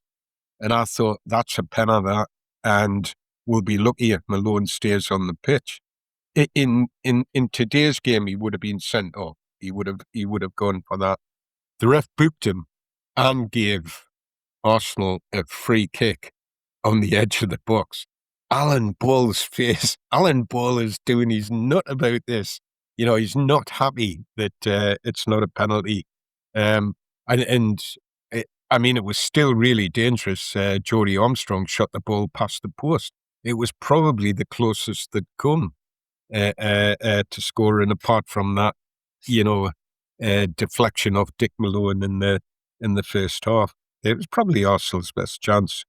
And then 84 minutes, it's never Sunderland, is it? We're 2-0 up, you're feeling comfortable. 84 minutes, Peter Simpson darts away down the left-hand side, as I remember it. He puts a ball across, and I think it's Ray Kennedy. It was John Radford is being marked by Richie Pitt, and Radford goes to connect with the ball, but he kind of misses it and scuffs it. And because he scuffs it, Pitt misses it as well. It's one of these squaffy, there's 3 or 4 miss kicks and miss hits, and the ball ends up at Charlie George, who's he was being marked by Richie Pitt. Ron Guthrie had Radford, and it ends up at Charlie George, and even he kind of mishits it. But because he mishits it, Monty's going one way. He's kind of anticipating George is going to hit this ball to his right, I think, and he starts to move one way, and George kind of mishits it, and it rolls towards Monty, and he readjusts, but he cannot grab the ball. Now, if you were to be critical about Jimmy Monty, you could possibly look at that and say he should have grabbed it. He probably should have. But because of the ricochets and mishits, I could see how it ended up, and it rolled into the back of the net in front of the cup, And that there was, folk were saying, oh God, when that ball was rolling, there was a lad on the bus got on, he had the whole bus laughing after the game. He says, I'm gone. trying to blow the ball back out. He says, it was all I could think of to do. But it went in, and it made for an anxious last 5 minutes. But in all honesty, at the time, it was really anxiety-provoking on the cup, and in the ground for Sunderland fans. You're thinking, oh, my God. But in reality, when you watch the game back, we're still Watson, Guthrie, Malone, Pitt, and Horswell in front of them. When you watch the game back, they hardly let Arsenal anywhere near the goal. It was a fantastic performance from the lads, and the scenes at the end are lifetime memory scenes. Just lifetime memory scenes. Oh, I missed something as well. There's a marvelous. I thought it was brilliant. This Charlie George had been pulling the strings a little bit for Arsenal, and Ron Guthrie put a tackle in on him. This was just not long before the goal that they scored. Ron Guthrie tackles him, and George kind of caught him. He was a fiery character, Charlie George, and he kind of kicked him, and Guthrie turned around and pushed him, and George pulled his fist back and took a swing at him. The next thing is, and I mean, Guthrie wasn't fiery. I always thought he was a calm, measured, hard fullback. That's what he was. But he wasn't a lad that you ever saw roaring and shouting and threatening people. He didn't come to the referee's attention that way. Out of the blue, he literally lifts. If you again watch it on the highlight, he lifts Charlie George. He grabs him by the neck and lifts him upwards. And you're thinking, oh no, what are you doing? I've never seen you do anything like that in your life, it was a hell of a thing. But it did seem that it kind of, all the Arsenal players came rushing in. You could tell they were rattled. And if I hadn't known Guthrie better, I would have said it was a marvellous piece of shithousery. But he just didn't have that in his makeup. He didn't like what Charlie George did and lifted him, but they both got booked for that flare-up. Game finishes 2-1. Brilliant celebrations. Players, all round the ground, players off the team goals eventually, because there were loads of Sunderland fans on the pitch. Police clears the pitch. The players come and give away marvellous that stuff off the go, but the fans won't go, and they're chanting for Stoke. And apparently the police had. I mean, he didn't come out. It wasn't around about that era. This thing about the players. How at the end, I love what they do at the end at Sunderland now, where the players after the game, that they acknowledge the fans and they come and, well, it wasn't really like that then. We didn't, it was, I think it was probably considered being a bit Billy Big bollocks, you just didn't do that kind of thing, and the players did give us, did come and acknowledge us. And they were off the pitch and had been off a while, and the whole of the Kop, there was hardly anybody moved, just kept chanting, "We want Stoke." It just went on and on and on, and eventually Bob comes out, and he I will tell you, he had a lot to say about this afterwards, and he was a pretty poker face kind of bloke, Bob. He had a lovely smile when he smiled, but more often than not, he was like inscrutable. You couldn't work out where he was at. And he comes out, and he's got this. I always remember he had this. The color of his shirt. It was like a yellowy cream kind of shirt. It just seemed an odd kind of thing, but right in keeping with. If he hadn't had, he should have had his cap on. He didn't. He wore his trilby. For that game, I always remember that. And he comes out, and honestly, the crowd, so they're chanting, "We want Stoke," or the police go into the dressing room, bring him out. He comes out, and what a moment that is with him and these fans. I mean, there'd be 24,000 of us in that ground. And was sing his name to the tune of Amazing Grace. If you can think of the song Amazing Grace. And it just goes on, and he's in tears. You can see that he's in tears, and he says about that moment, it was quite the most moving moment of my life. You just can't put feeling like that into words. And you could tell, it was a real connection. Sam stealing Reggie's favorite word, but you just felt totally in the moment, and brilliant memory, that one for me. Eventually we'll have to leave. The police start clearing the terraces, and I realise as I'm walking out for the very first time, I realise I'm absolutely frozen and wet, and I'm looking around, and like there's loads of people are just like, it's like you've been in the sauna for 3 hours, and you come out, and but right in front of me, this happened. Lads, it's sort of kind of summed up the day. As I'm trying to gather myself and work out where the bus is and everything, there's this tidal wave of fans coming out the ground.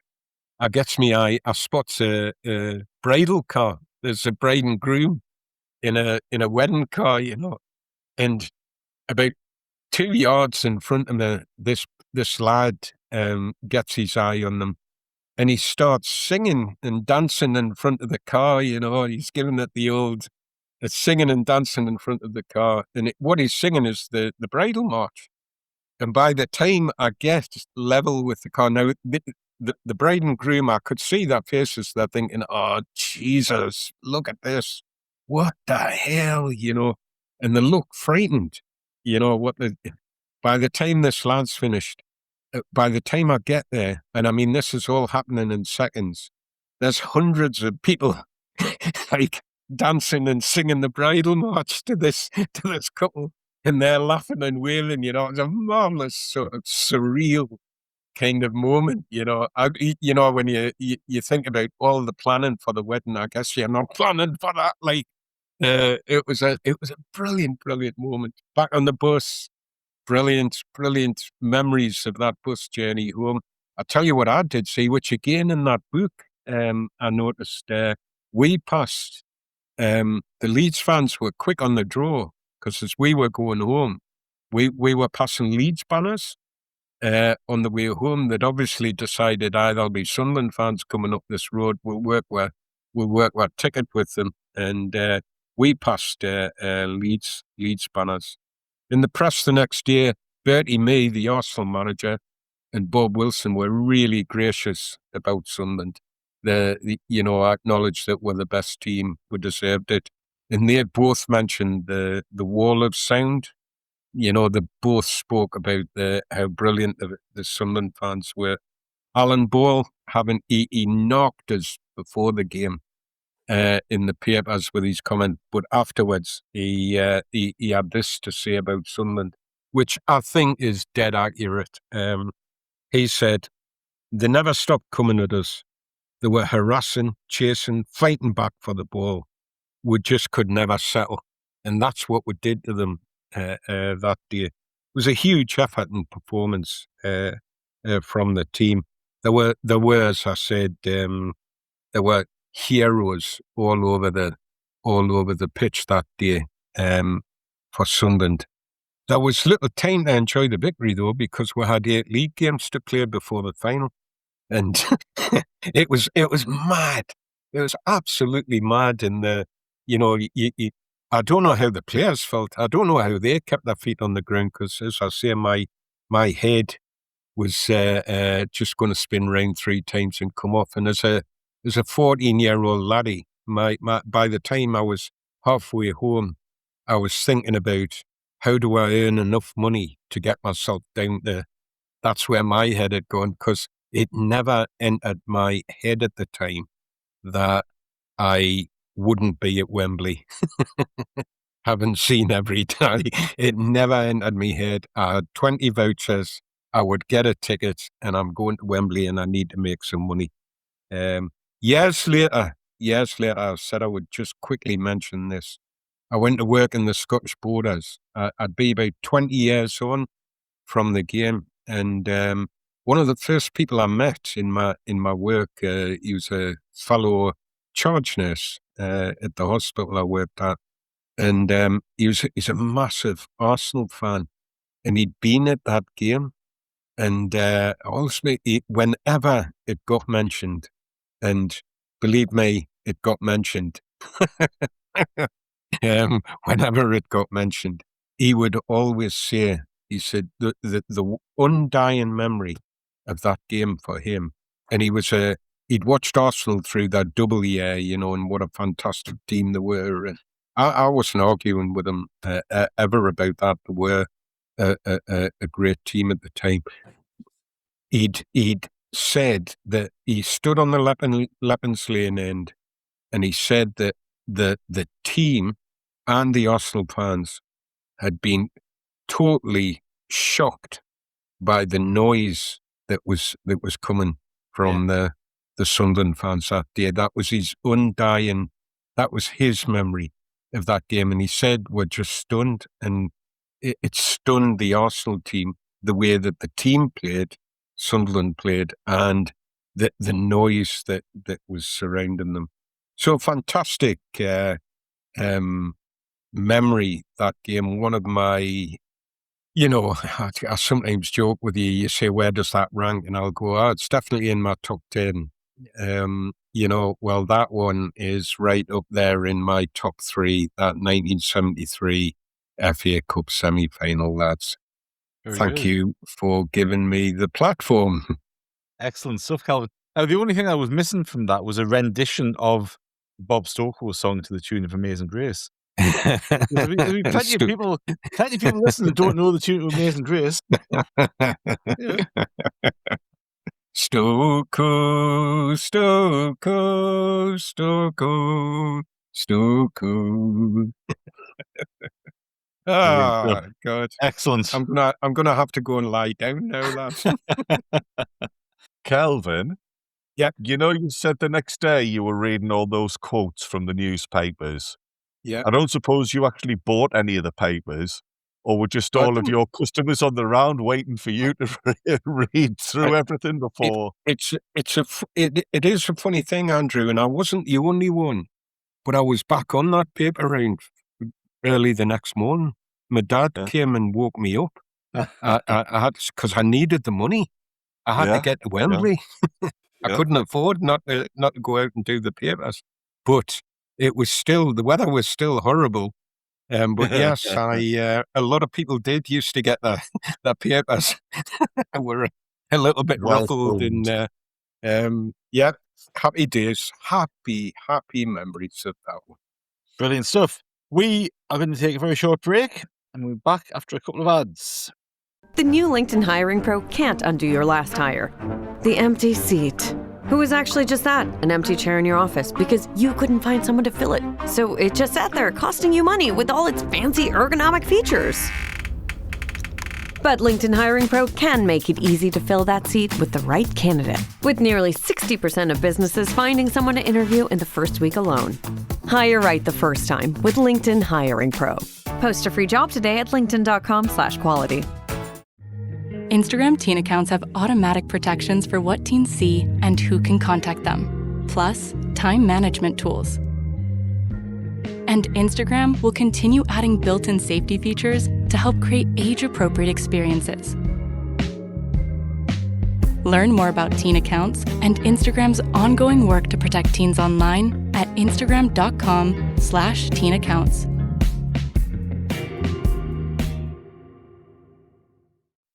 Welcome back to How We're the podcast for another episode of On This Week. And we are going to delve into April the 9th now. 1927, Sunderland beat Arsenal 5-1 at Roker Park. Bobby Marshall got a hat-trick and Dave Halliday got 2 goals on that occasion. 1960, Nick Sharkey made his debut against Scunthorpe. We won that game 1-0 with a goal from Ambrose Fogarty. And 1988, Sunderland beat Southend 4-1 at Rutall. John McPhail got a penalty. Paul Lemon, Marco Gabbiadini and Colin Pascoe with the goals there. 2005, Brian Deane became Sunderland's oldest debutant, 37 years and 58 days when he made his debut for Sunderland against Reading. And 2 years later, 2007, Roy Keane's Sunderland went down to Southampton at St Mary's. We were 1-0 down after 67 minutes. Southampton took the lead. Carlos Edwards scored 10 minutes later to draw us level on 77. And then on 87, another 10 minutes later, Grant Ledbetter got the winner for us. April the 10th, 1973. Now, Kelvin, this is only a few days after the FA Cup semi-final, so you said the players didn't have much time to celebrate and get back to things because there was league football to play, and we beat Huddersfield 3-0 with a hat-trick from Billy Hughes, and Monty saved an Alan Gowling penalty. You're shaking your head. Go on, lad. Yeah. Yeah. Alan Gowling, he went to Newcastle, he played at Newcastle. Go on, Monty, lad. It's incredible, isn't it, that turnaround of games and the amount of fixtures they had to play in between. Unbelievable. In between the various cup games that season.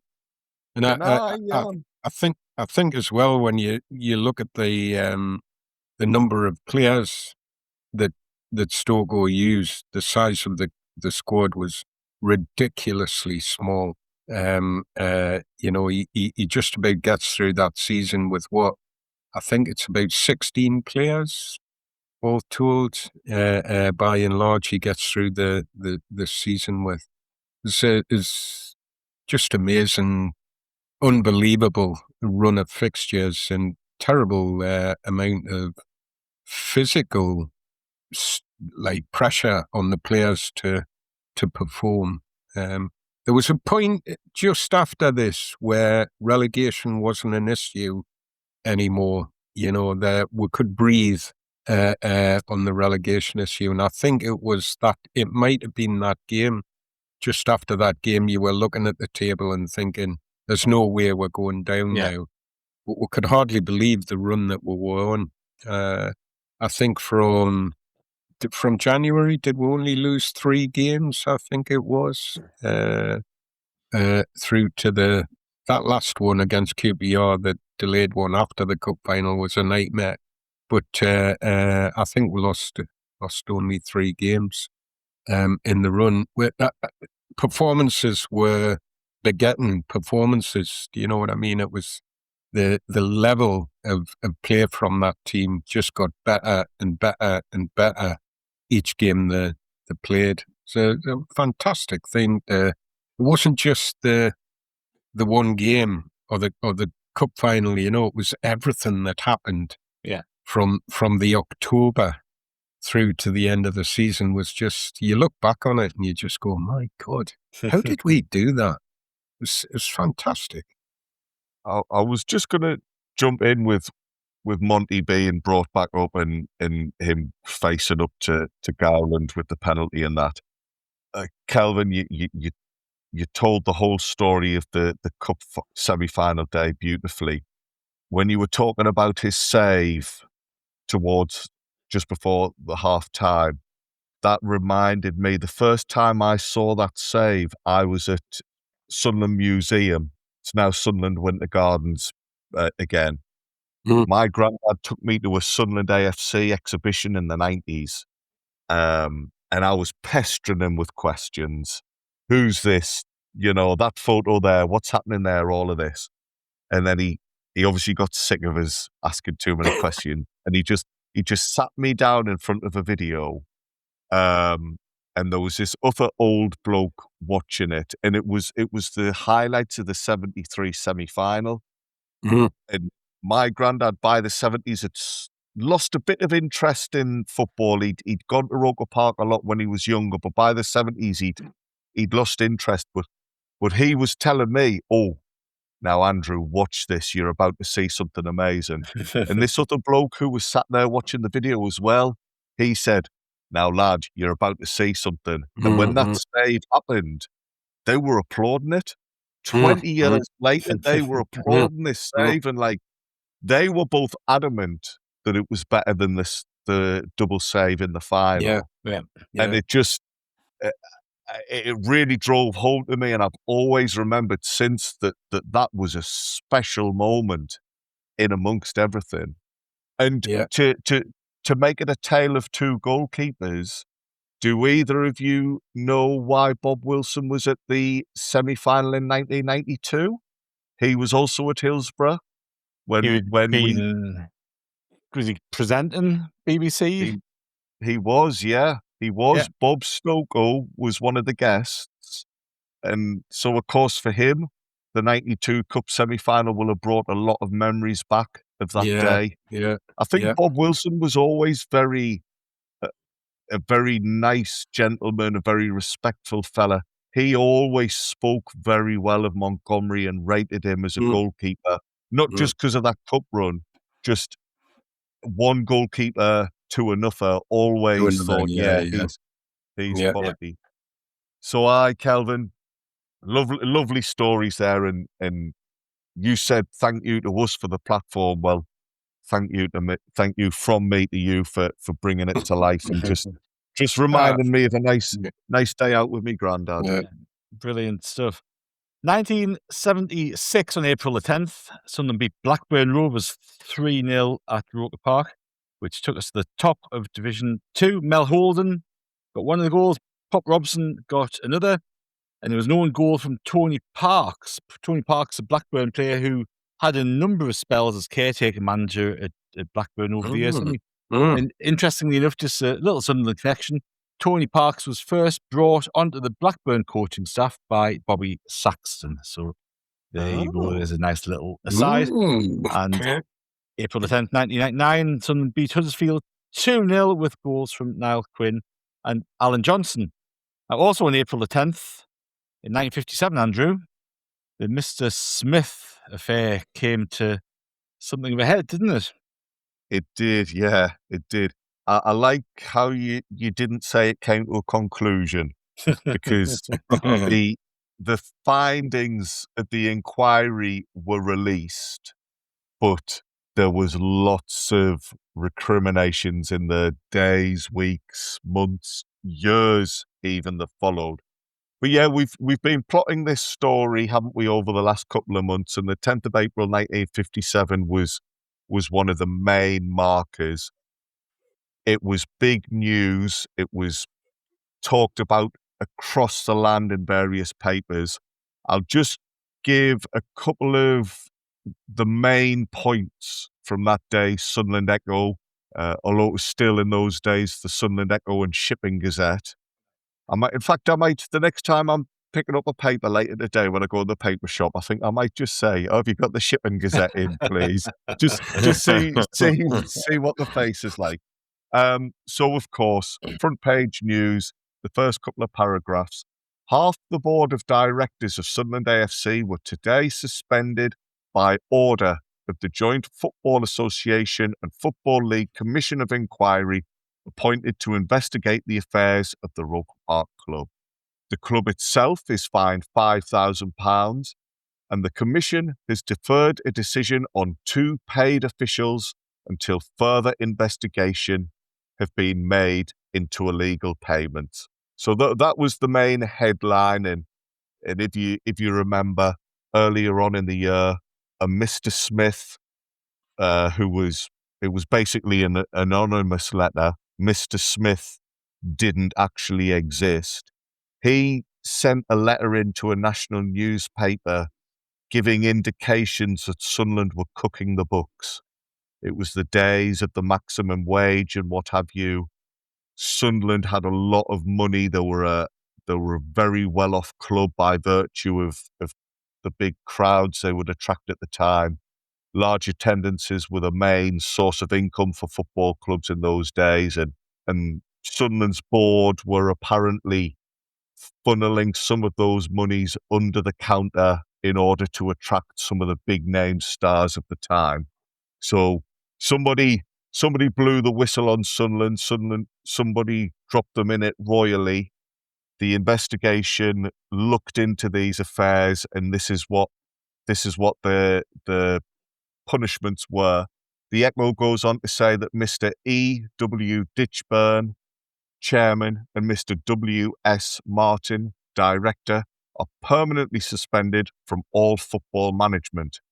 Mr. Stanley Ritson and Mr. L.W. Evans, members of the club's finance committee, are suspended sine die, which didn't we decide that was in for an indefinite period? I think sine die.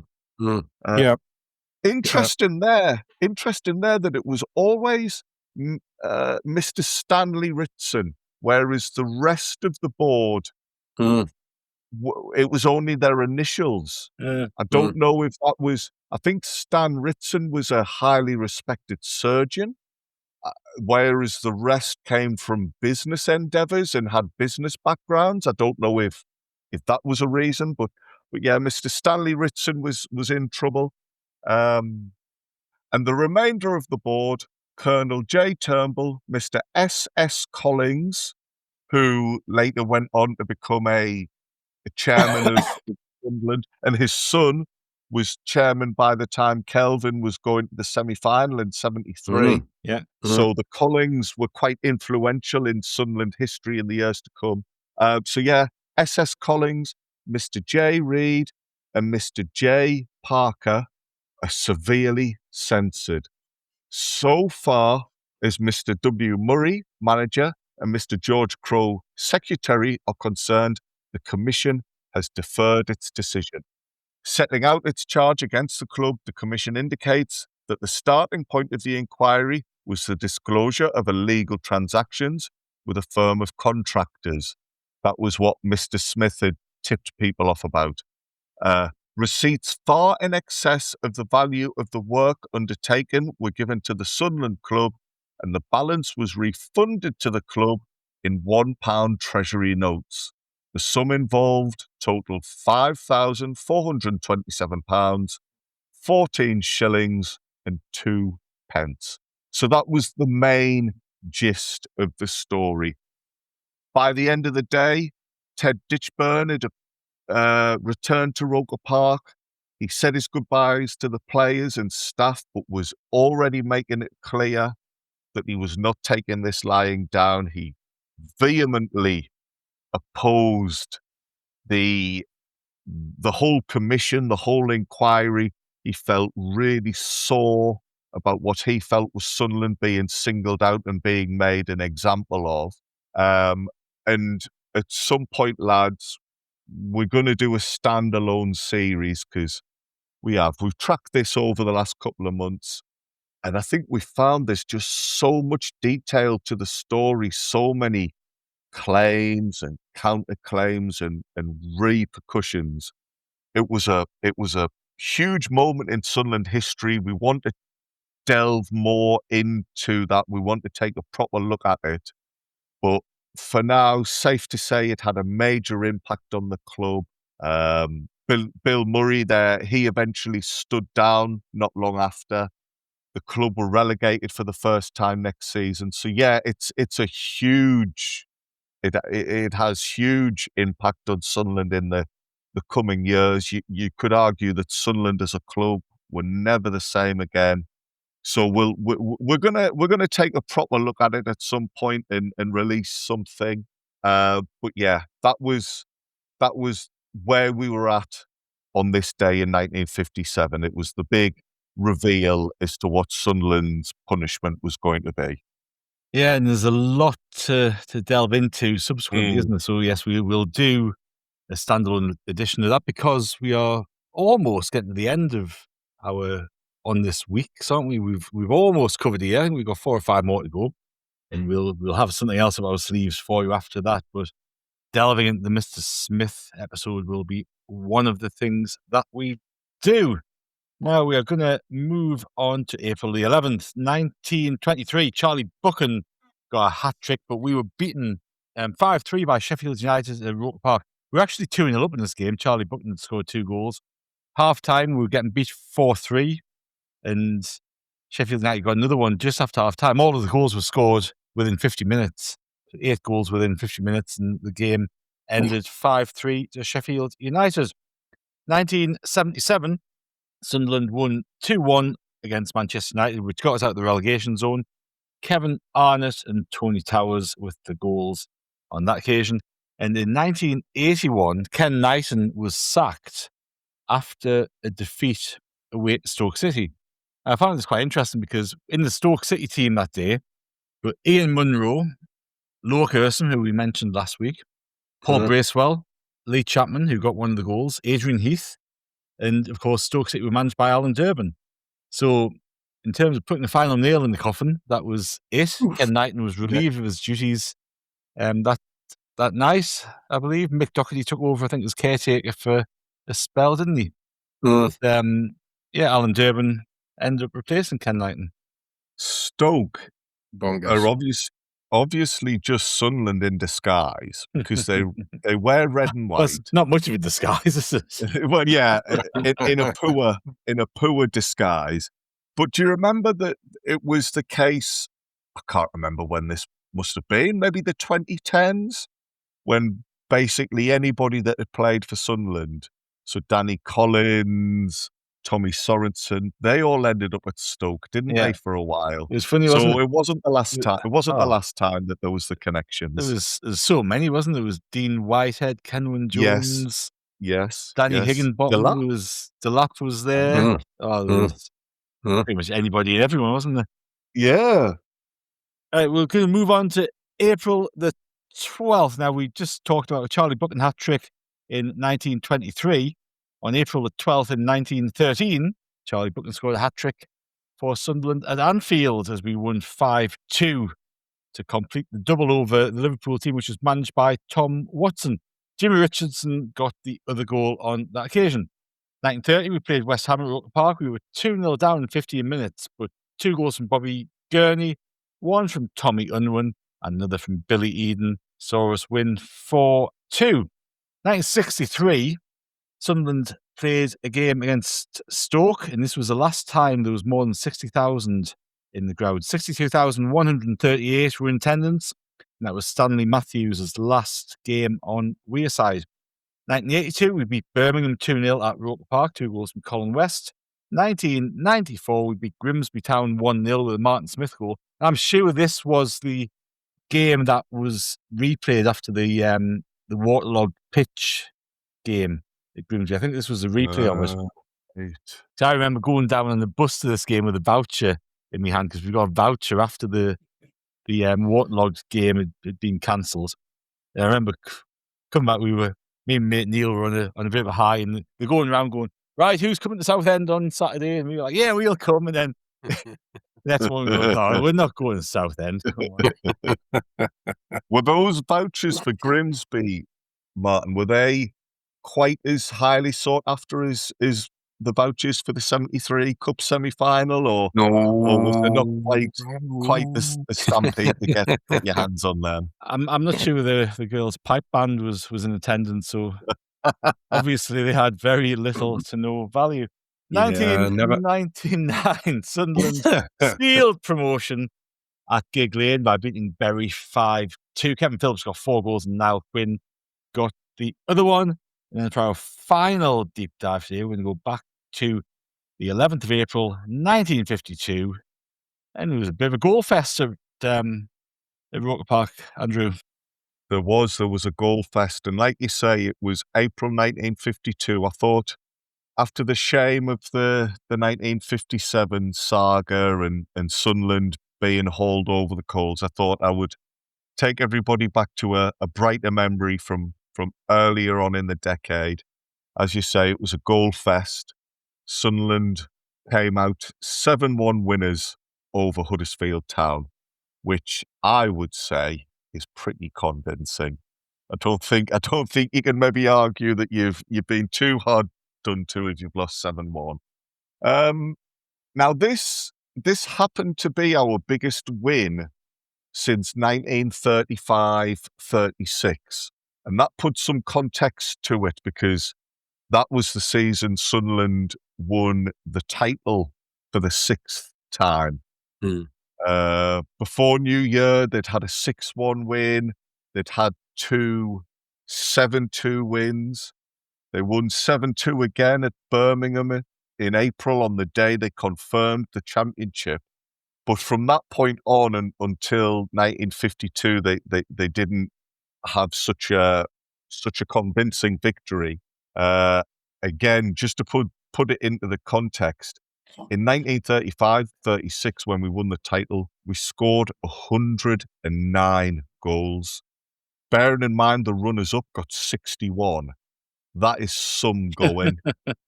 So in 1936, you probably rocked up expecting goals all the time, but then we endured a bit of a drought thereafter. Sunderland didn't score and win 7-1 until 1952. So what's that? That's 16 years?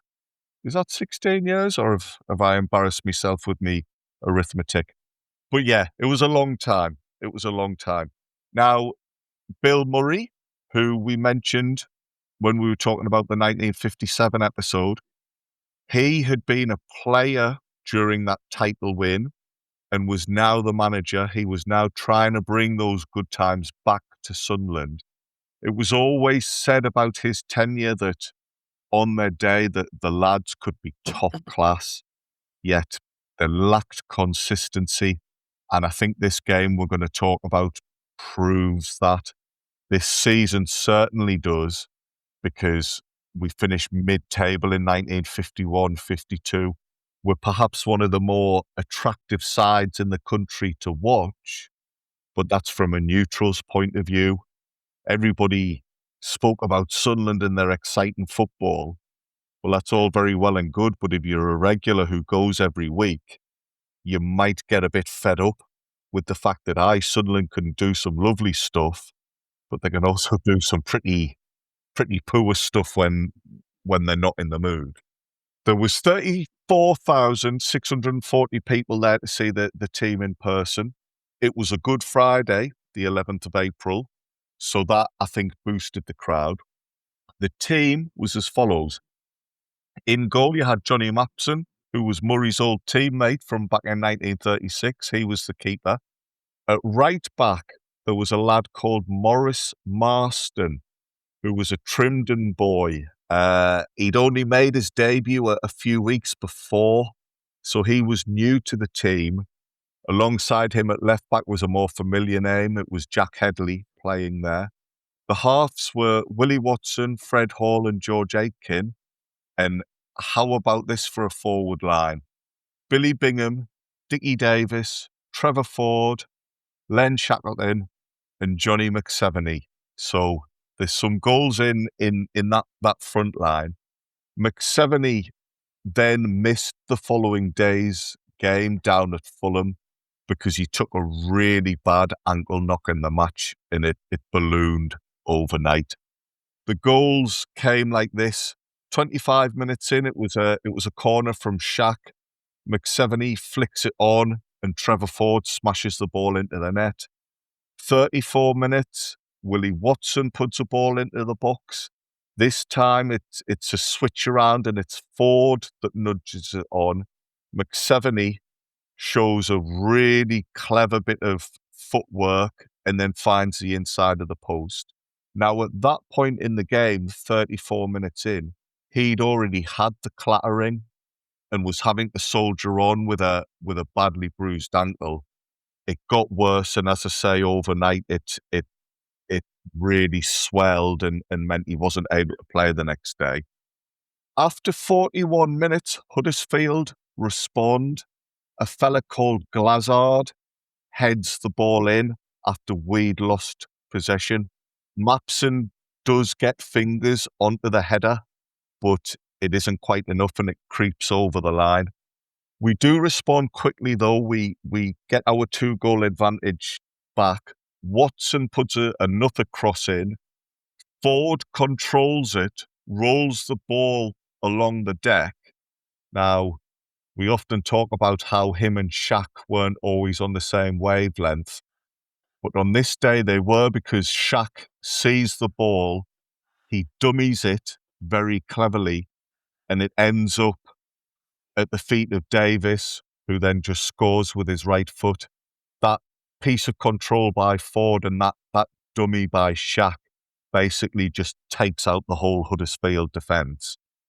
It's 3-1 we're cruising, but on the 60th minute, so on the hour mark, we get a helping hand. Harry Mills is the goalkeeper, and he's charged down by Ford.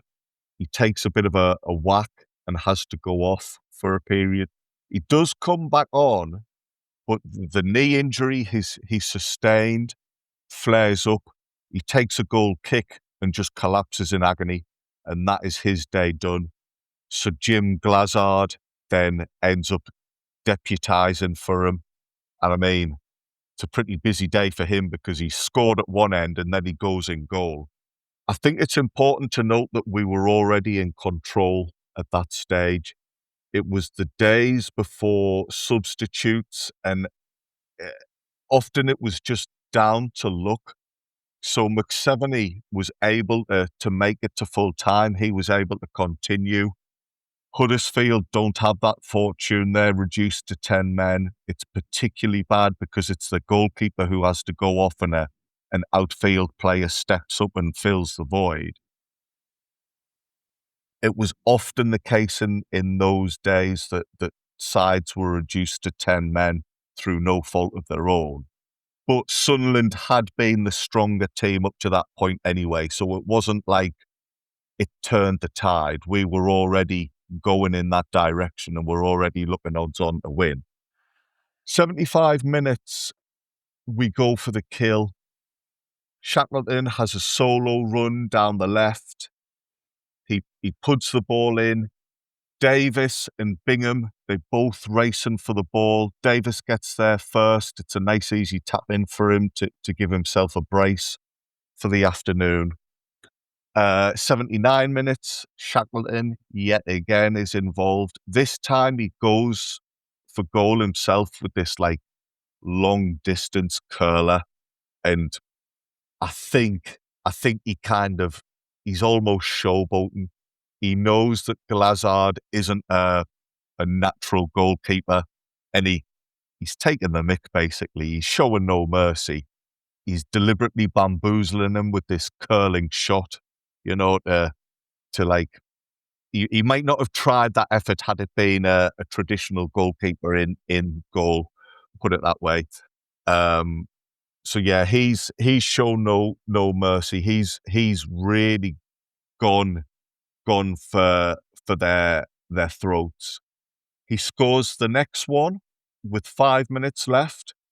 It's set up by Bingham. Billy Bingham was the only one of the forwards not to score that day, but he's contributed still. He's created the opening for Shackleton's second. And then the final goal, 89 minutes. Trevor Ford has a dig. How's your luck? You've already had your goalkeeper taken off through injury. A lad called Charlie Gallacher, he's a defender. He tries to stick a boot out to block the shot, but it deflects off him and spoons into the net.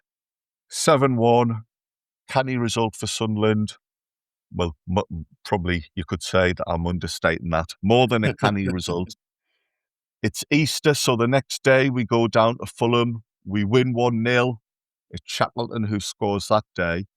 Bizarrely, a lot of onlookers, a lot of reporters say that we actually played better in the 1-0 win over Fulham than we do in the 7-1 win right. 24 hours earlier. But just as if to emphasize my point from the start, this suggestion of a lack of consistency. On the Tuesday, we go to Leeds Road to play Huddersfield in the reserve game. So it's only 4 days on from beating them 7-1. And we can only manage a 2-2 draw. Oddly enough, in general terms, our away form that season is on a par with home for. That was quite rare for the time. You found that the majority of sides picked up their points at home, and I don't know if it was because travelling wasn't as easy back then, but invariably away from home, teams didn't do so well. Sunderland kind of changed that up that season because we did well on the road. But those two teams, Fulham and Huddersfield, who we played over Easter, they finished in the relegation zone. So to not take maximum points at Huddersfield, having only just turned them over, it just summed up where the side was. We never quite were able to maintain a solid run. And the fix always was, well, we'll buy another star player and throw them into the team and see how it works. And I said at the start of this dive that I was going to kind of try and give us a brighter memory and move on from the 1957 fallout. But that's probably what led to it all. Sunderland were desperate for success. On the day, they could produce the goods and have everybody thinking, oh, this team can do something, they could be successful. But we kept chasing it, we kept splashing the cash. And unfortunately, to attract some of those players, we perhaps bent the rules a little bit. But yeah, in 1952, nobody knew about that. Nobody suspected problems down the line. They were just enjoying their Easter and a big win over Huddersfield and a nice way to spend Good Friday that year. That's right. And those back-to-back games, which were a feature of Easter and Christmas often, weren't they, where people played, at opposite ends of the country within 24 hours, and absolutely incredible. Yeah. And Easter this year, really annoyingly, I know I've whinged about this before, Martin, but Easter in 2026, we don't have a single game. No football. So we've gone from one extreme to the other. Excellent stuff. Well, that will do us for this week. I think we've covered an awful lot of ground there, and obviously had Kelvin's brilliant recollections of the 73 Cup semi-final, rather. We've got the Cup final story to look forward to in a few weeks' time, haven't we? But excellent stuff. And Andrew, do you have a quiz question to leave people pondering on this week? I do. I have a quiz question, and then if I may, I'm going to borrow everybody's time for a couple of minutes while I talk about something else. The quiz question to get you started. 15th of April, 1996, a day before Sunderland beat Birmingham City 3-0 at Roker, which pretty much confirmed promotion. But the day before, I would like to know which Sunderland anthem was released as a single for the first time. So for all you pop pickers, it's a music question instead of a football question for once. That was my 18th birthday. That day that was released. Wow. There you go. Oh, well, congratulations in advance for your birthday.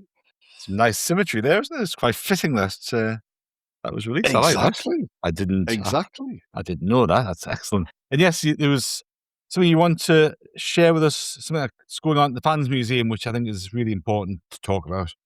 Exactly, yes. Just a few words before we say our goodbyes. There'll be people listening who are struggling and need help. Now, when I say struggling, it could be anything. It could be depression, loneliness, addiction, grief, anything really to do with mental health. And we have a chat about Sunderland doing well, don't we? And how it keeps the spirits up. But, sometimes things can be a bit more complex and just a win for the lads isn't enough to solve those issues. With this in mind, I just wanted to recommend a group called Andy's Man Club. It's a nationwide charity that tries to help men and remove some of the stigmas around mental health. It's, as I say, it's nationwide. There'll be plenty of exiles listening to this who could find a group near to where they live. Closer to home, you've got venues that host these events. Luckily, in a sense, I mean, it's a shame that these services have to exist, but in Sunderland, there's different mental health organisations. There's a couple run out with the Beacon of Light, but Andy's Man Club is the one I know. As you say, it operates out from the Fans Museum on North Bridge Street. It meets every week on a Monday night, apart from bank holidays. It's free to attend. You don't have to sign up beforehand. You turn up at 7, you have a chat, you have a catch up, free teas and coffees, free biscuits. And then you go into smaller groups and you try and maybe get a couple of things off your chest or share experiences with others. It's all lads of all ages, all walks of life, all backgrounds. Everything that is said is confidential. It's, it's just people listening, people talking. No one there's going to judge you or tell you how to live your life. There's no expectation for you to explain yourself. You just say how you're feeling, get things off your chest. Some weeks, bit like this pod, you kind of end up having a bit of a laugh and the conversation goes in all sorts of weird and wonderful directions and what have you. Some weeks it can be serious, but it's surprising, Martin, how many people say, "Hey, God, I thought I was the only one feeling this way or thinking this way," but you end up talking to others who've had similar. So yeah, as I said earlier, there's a few groups in and around Sunderland. There's South of Lighthouse. There's one at Merton. In the city boundary alone, there's one on Grasmere Terrace in Washington. Houghtonleigh Spring at Keepia Hall and Sunderland South at Kyle Road. Now, those last two venues I mentioned, I know some of the lads there and they're proper sounders out, good lads. A couple of them are good Sunderland fans, season ticket holders, go to away games and that. The one that might particularly appeal is this one that's at the Fans Museum on North Bridge Street. Obviously, this is a historical pod, Martin, so there might be a lot of people listening in for whom the Fans Museum's going to feel a little less daunting. Yeah. People sometimes find it hard to admit that they need help. I know I felt like that. It's weird. You kind of perhaps understand other people dealing with mental health issues, but then are hard on yourself and then beat yourself up for feeling that way, even though you wouldn't feel negative of anybody else. No, that's right. And I think it can be having a venue like that, even if you want to tell yourself, you just go in the Fans Museum and have a look around and have a look at some stuff and see who you end up talking to. Like sounds like a good Monday night out to me. Aye, exactly. Because you might go on a match day when it's heaving, so you don't actually get to see displays. But on a Monday night, it's a bit quieter and you can take a look at things. And yeah, it does. It gives you that like little reason to go in, and there's plenty of people there, plenty of Sunderland fans who like a bit of a conversation. And then when you get talking to them, the conversation then is a little bit easier to move into other things.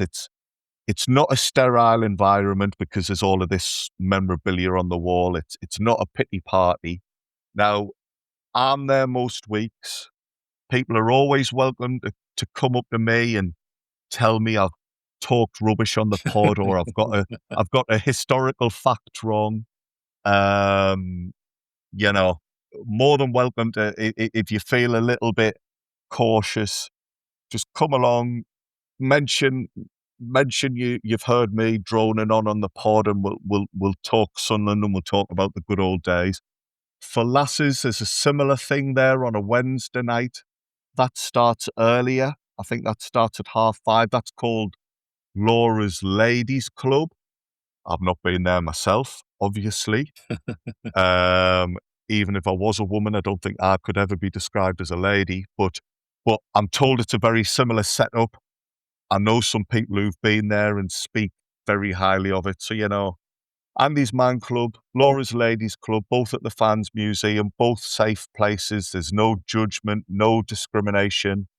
There's both Facebook groups. So if you just search Laura's Ladies Club Sunderland or Andy's Man Club Sunderland, there's information. Andy's Man Club's got a website.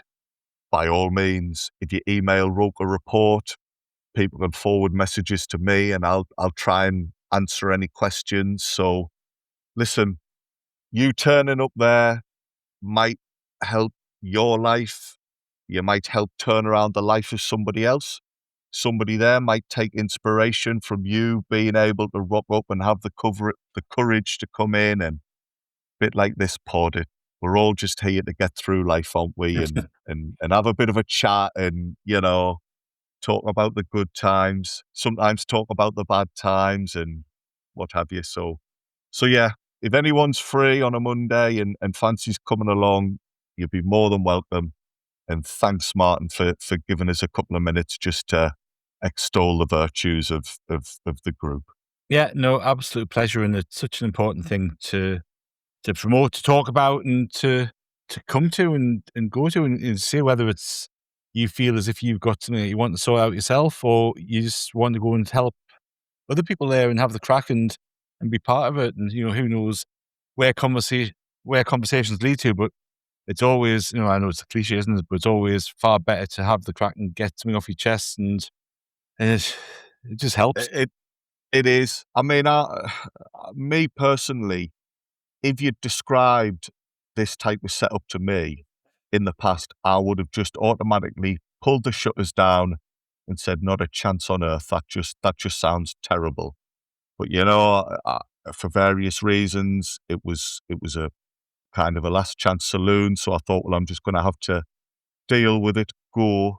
And yeah, you're right. It's a cliche, but literally just saying certain things out loud automatically lifts something off your shoulders. Yeah. And there's plenty of people there who, they're there for other reasons. There's no one reason why you might want to go to something like that and use the group. But listen, it's double bubble at the Fans Museum. You can have a bit of a look at the Sunderland stuff, have a bit of talk about stuff, and happy days. Everyone comes away feeling a little bit like that. Yeah, brilliant stuff.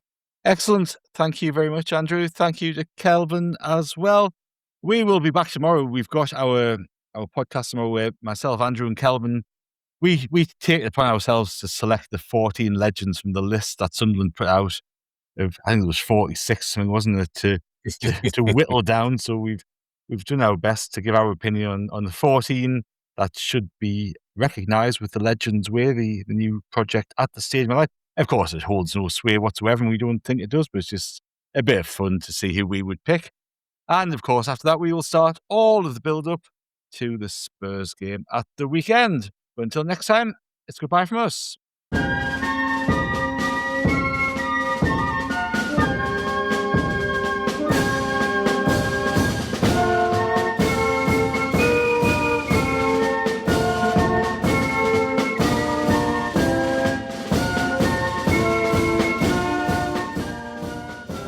Hello and welcome to How We're the Podcast. It's Martin here, and you are joining us for another episode of On This Week, where we take a walk back and go back through some of the... I'm going to start all of that again, because that was rubbish. Hold on. We don't get this luxury, Kelvin.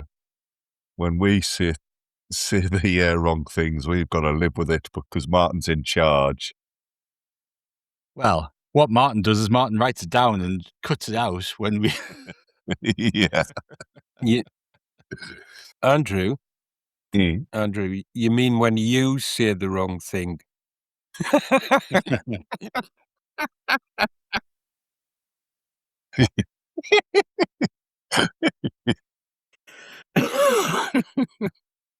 Wait, man, stop laughing. Because you've absolutely skewered us there.